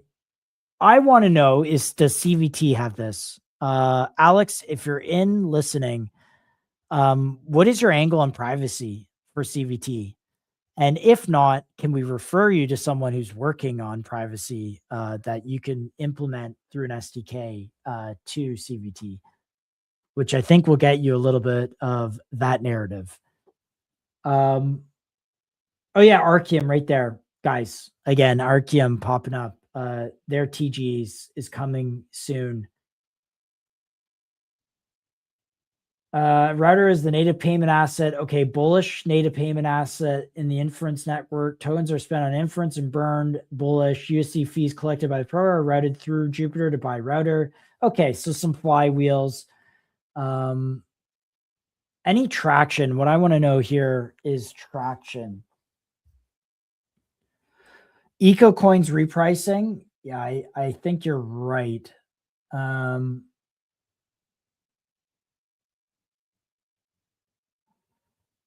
Look at this. Liquidity provision for Router. Love that. 2 times faster, 3.5 times tighter. SolarRider's secret sauce. How we use serve reasoning plus skill trees inside SolarRider agents. Most agent loops go LLM, picks a tool, LLM picks the next tool, LLM bails at iteration 5. Ours thinks a different way. All right, what is that? Serve reasoning replaces the free form loop and guided reasoning diagram. So is it, oh, ChatGPT right there. Instantly can tell that's ChatGPT. I mean, is what it is. Does this have any relationship with serve at all, as in the actual protocol, if they're using that?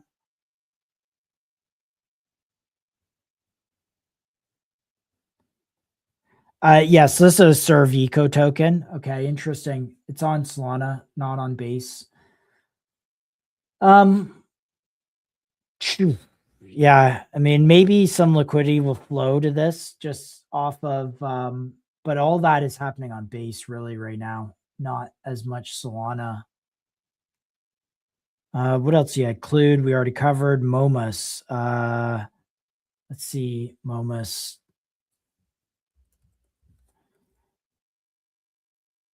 All right, this is 100K. Little low for the stream. Don't really look at 100K tokens.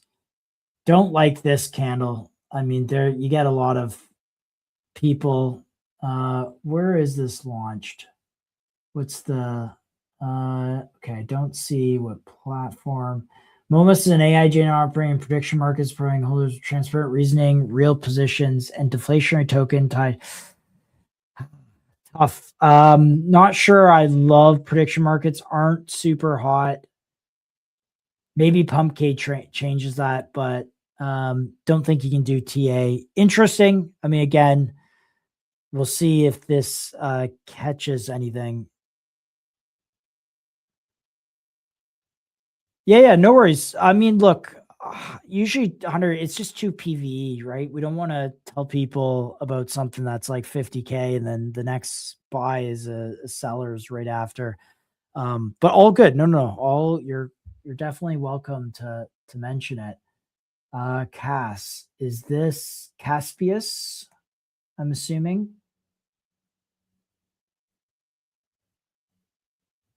Wow, look at these charts. Oh my goodness. This is classics Ethereum eco charts. Up to the right, nice grind higher. Oh my goodness. And this is launched 3 mil. What is this? Virtuals. Yeah, it's the virtuals.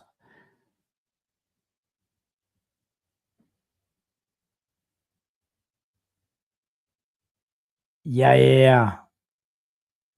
That's all right. Yep, everything empty. Bull posted it today. Absolutely. I like Solver team. Let's see this. What's Solver?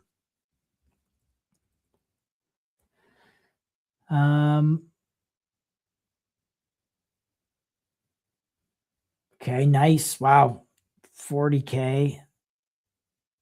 Look at that chart. Wild. Okay. Let's see. Thesis. Permissionless intelligence layer for AI agents, pre-built Intel modules, one API, no KYC. The free tier is full keyless.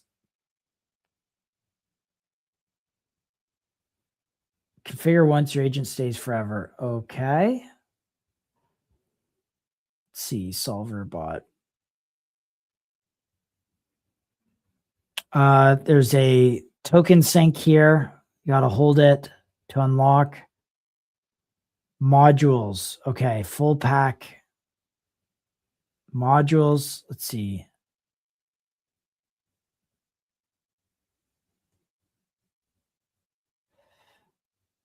All right, here we go. 16K users, 300 active agents, 2,300 holders.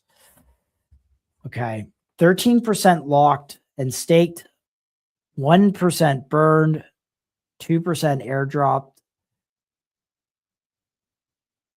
Okay, 90% completed. So there might be some further catalysts.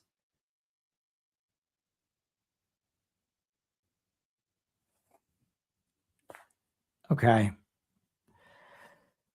Solver agents were like solvers were a big thing around intents. So basically, and I'm not exactly sure if this is solving it, but basically when you would place an order, an agent would come and instead of it going into an AMM, they would basically provide liquidity direct to you. The idea is you get better execution. Let me see. I always do an account check. Okay, based in the Philippines. All right, based in the Philippines. No knock at the Philippines. I love the Philippines. I love Filipino food. I love Filipino people. I think Philippines has a growing, amazing tech sector. There's Coins PH, a number of really great companies, and crypto's big in the Philippines. I believe the Axie Infinity guys, if not very popular in the Philippines. The founder may have been Malay or Filipino background, but again, I think for me is I filter for like US, United States, maybe Canada, maybe Europe. But outside of that, my filters are very narrow for teams.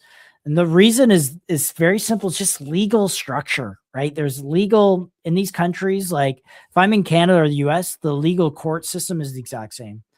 Even in Europe, the court system is very similar. I mean, it varies by country, but the law is upheld in these countries. So there is this kind of level of certainty maybe that if something were to happen, I may have legal repercussions.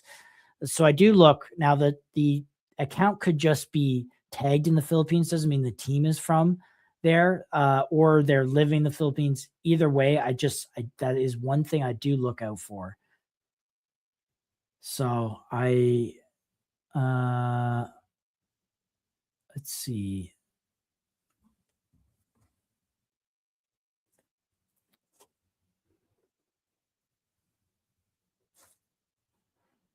I know the user numbers are pretty good though. I'm not a developer to kind of like check this dev tooling and stuff to see if this is anything. Look, it's 300K. Who knows? But I think to my previous point I just made, I would probably fade personally. I think there's other stuff that's more interesting.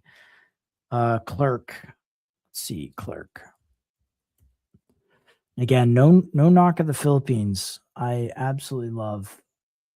Okay, is this a meme coin? The legal data lawyer. Oh my gosh, look at this freaking chart. Bro, base charts just hit different. Holy shit. Wow.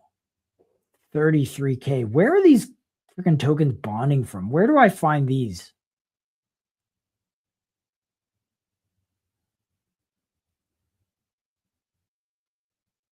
Okay. Where does this token come from? I mean, again, I don't love the branding here. I like serious stuff. I'm not gonna lie. But some of the stuff has done really well. Okay, let's see this account. All right, guys, here's another one. Again, keep aware of this stuff. So 500 views, federal court records query, X402 database, blah, blah. Okay, interesting project, AI agent.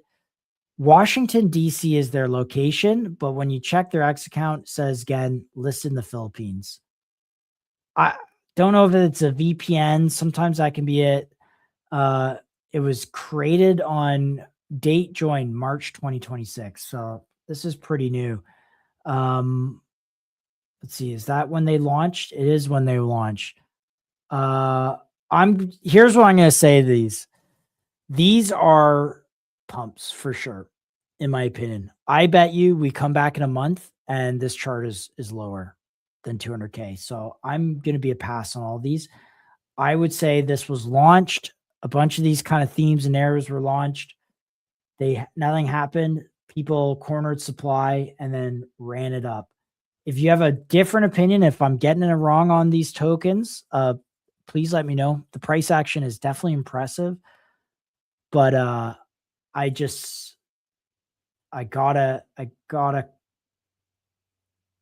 look at this. Hold 1 billion, get 80% off.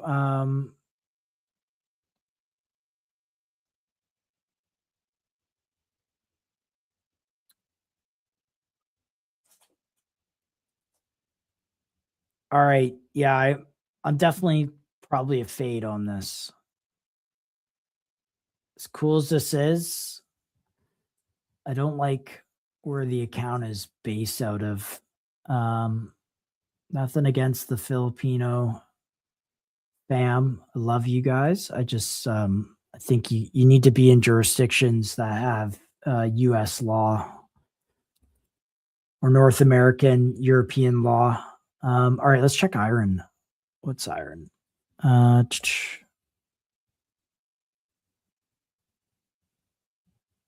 you give me what is iron? A little more context. I don't see. I'm going to assume it's on base. Too low. I think this is 50K. Let's see. Yeah, I wouldn't be buying this. I think there's better opportunities. 50K.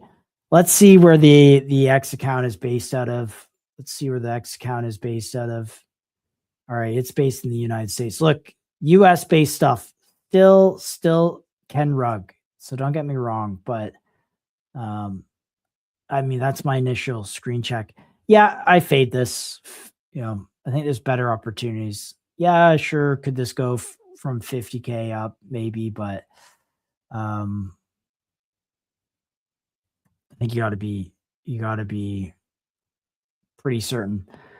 All right, guys, I've been on for 3 hours and 30 minutes. Good streams today. Some TCG, Kaio. So here's kind of, my retro on what we can go back and watch. Look, Kaio token ICO TGF 40 or higher at like 200 mil. It's not 40 mil. So there's a lot of selling there. I think these RWA ones are such a slow burn that, I'm kind of definitely fading this from a trading perspective. It will be interesting to see with the SEC's latest guidance on tokenized stock trading, which is coming on train. Rise.rich. I just don't believe it. I need to do more DD there. Not a Meteora. No Meteora AMM infrastructure. They have their own, and they have this like loaning thing. And anytime you have meme coins on a platform and you can borrow basically all the SOL that you bought out of that meme coin and take that SOL off the platform, you kind of have this platform where, you have market prices, but you have negative SOL amounts, right? Because the Solana is just not there. It's taken out of the platform. I do not like that model. I personally think that model will fail. And I would love for someone to show me that that's otherwise. I mean, the guy was nice. I like the idea of having a floor price. I know, MetaDAO has talked about this with, the treasury is essentially a floor price, but man, I just, with meme coins, I don't know. Sure, there might be some cooks on there and we will monitor it. But they need to get on DEX. They need to be discovered on trading products or you'll struggle to find PMF. He said they had a large Asia trading cohort, so maybe there's something there. TCG, this is a growing business. I think they're still pretty small. Cards definitely is the market leader. Really nice guys. I think if you're looking at buying Pokemon cards, you definitely want to go, use their platform for specifically pack ripping. So go to TCG for pack ripping. Token wise, again, common theme we've seen just across the Pump Fund Hackathon board is some of these end at ace rounds. Don't know if that's going to happen with them specifically, but just something to keep note of, especially with Collector Crypt. Just really, really setting the market there. Other than that, we went through a lot of tickers, lot of action still. Let's see. I'm going to come back to my World Cup token, World Cup coin. Right here, boys. Again, I have this at 2 mil. I did take profits on it, but I might look for a re-entry on this. Again, a lot of the country tokens have done kind of well. I like these little experiments. I mean, USA looking good.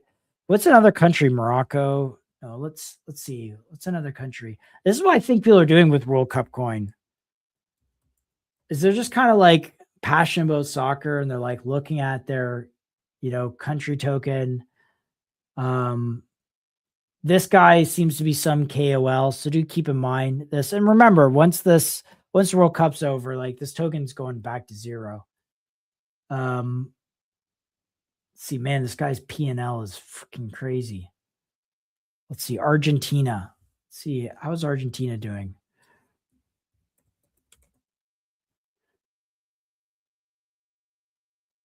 All right, right here. Dude, Argentina's doing well, bro. Look at that. Woo. Nice. Nice.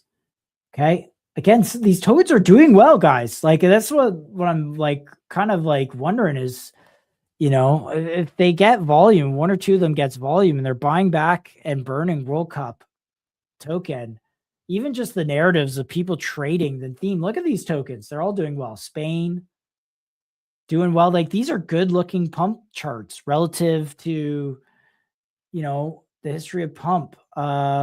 Brazil. Oh yeah, of course. I mean, I've played soccer in Brazil. If you want to go play in absolute 35-degree Celsius weather, not Fahrenheit, it is heated. Brazil looking good. Again, I think someone is buying all these charts. All these charts are getting bought. And we're 2 weeks away. England. Let's check England. Someone has definitely bonded all these charts. Someone is trading these charts up. I mean, what am I? I'm looking at the same freaking chart over and over again. The same candle. Someone's just going in and buying literally they're all trading together.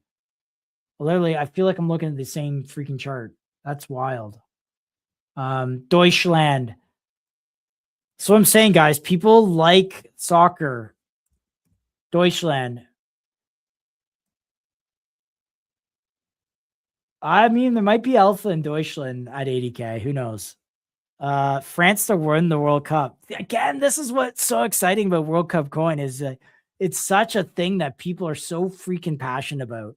Like, we're arguing over here, like my Copper Inu meme is better than your whatever, meme. But then you have World Cup coin, which doesn't have FIFA anywhere. FIFA branding is not there. So I think they've kind of covered themselves a little bit there, and the country is just the country name. So no issues there. And, prediction markets, people are going to roll in billions, tens of billions of dollars in trading volume on prediction markets. All right, let's do something real quick. Let's go to Polymarket and let's go look at sports. Let's go see who is likely to win World Cup. Soccer, all FIFA World Cup. All right. Let's see. Okay. Oh yeah, Canada. Obviously, Canada's gonna win this game for sure. When's this game? June 12th. So you can either come here and buy Canada at 55 cents, it goes to $1, goes 100 cents, you double your money. Or you come over here and buy the pump fund version of Canada. And again, if you lose, Canada loses, your prediction market bet goes to zero. But Canada is over here. Look at this. Guys, when I was on stream earlier, this was 15K. Now 20. Canada hasn't bonded yet. So it's not even on, on the thing. But 20K, you can buy this. Like, does it go to 200K? What if Canada beats Herzegovina or whatever, which they likely will? No, Rodney, Canada to win. Canada to win. I'm Canadian, obviously. But let's see who Mexico. Here's another one. So let's go check out Mexico. I mean, this is what people are gonna do, guys. This is people like speculating. I think this is a cool novel way. Bro, Mexico's 50K. This bonded this morning? Come on, look at these charts, guys. Look at these charts. Who's to say this doesn't get on more retail trading platforms? All right, guys. Look, I might be back in World Cup coin. I might also delim some of these country tokens because I think there's some sneaky volume that could come into these. Might be a good way to own some of them.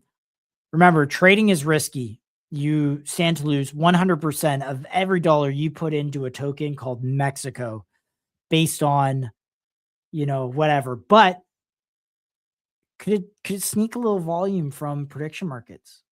Let's see. What's another one?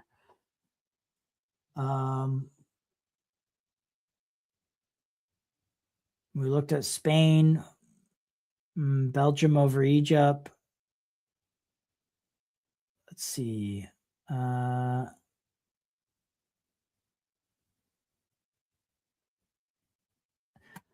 There you have it. I'm going to leave it there. But yeah, World Cup coin.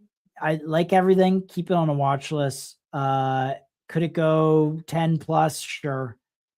Could it go to 0? Sure, absolutely. But I mean, I was shocked over the weekend how well this held up. Not going to lie. And we still have 2 weeks lead in. And then we have the actual event, right? And then at some point, this will taper off back to 0, likely. However, it is one to keep on your watch list. Who knows? I think I like it as an alternative to Polymarket, which, again, those bets will go to 0 potentially at some point too. All right, guys. Thank you. Rolling with MCG, Josh, today. Took it solo. Didn't have my co-host. Dom will be back on tomorrow. Chill Thursday and Friday. I believe he will be streaming solo. Looks like my flag has lost its singing. I'm gonna get that fixed, guys. I want to make sure the flags are positioned properly. I usually have my Canada one as well, but my son needed it for something at school, so we will get it back. Thanks, guys. Have a great trading day.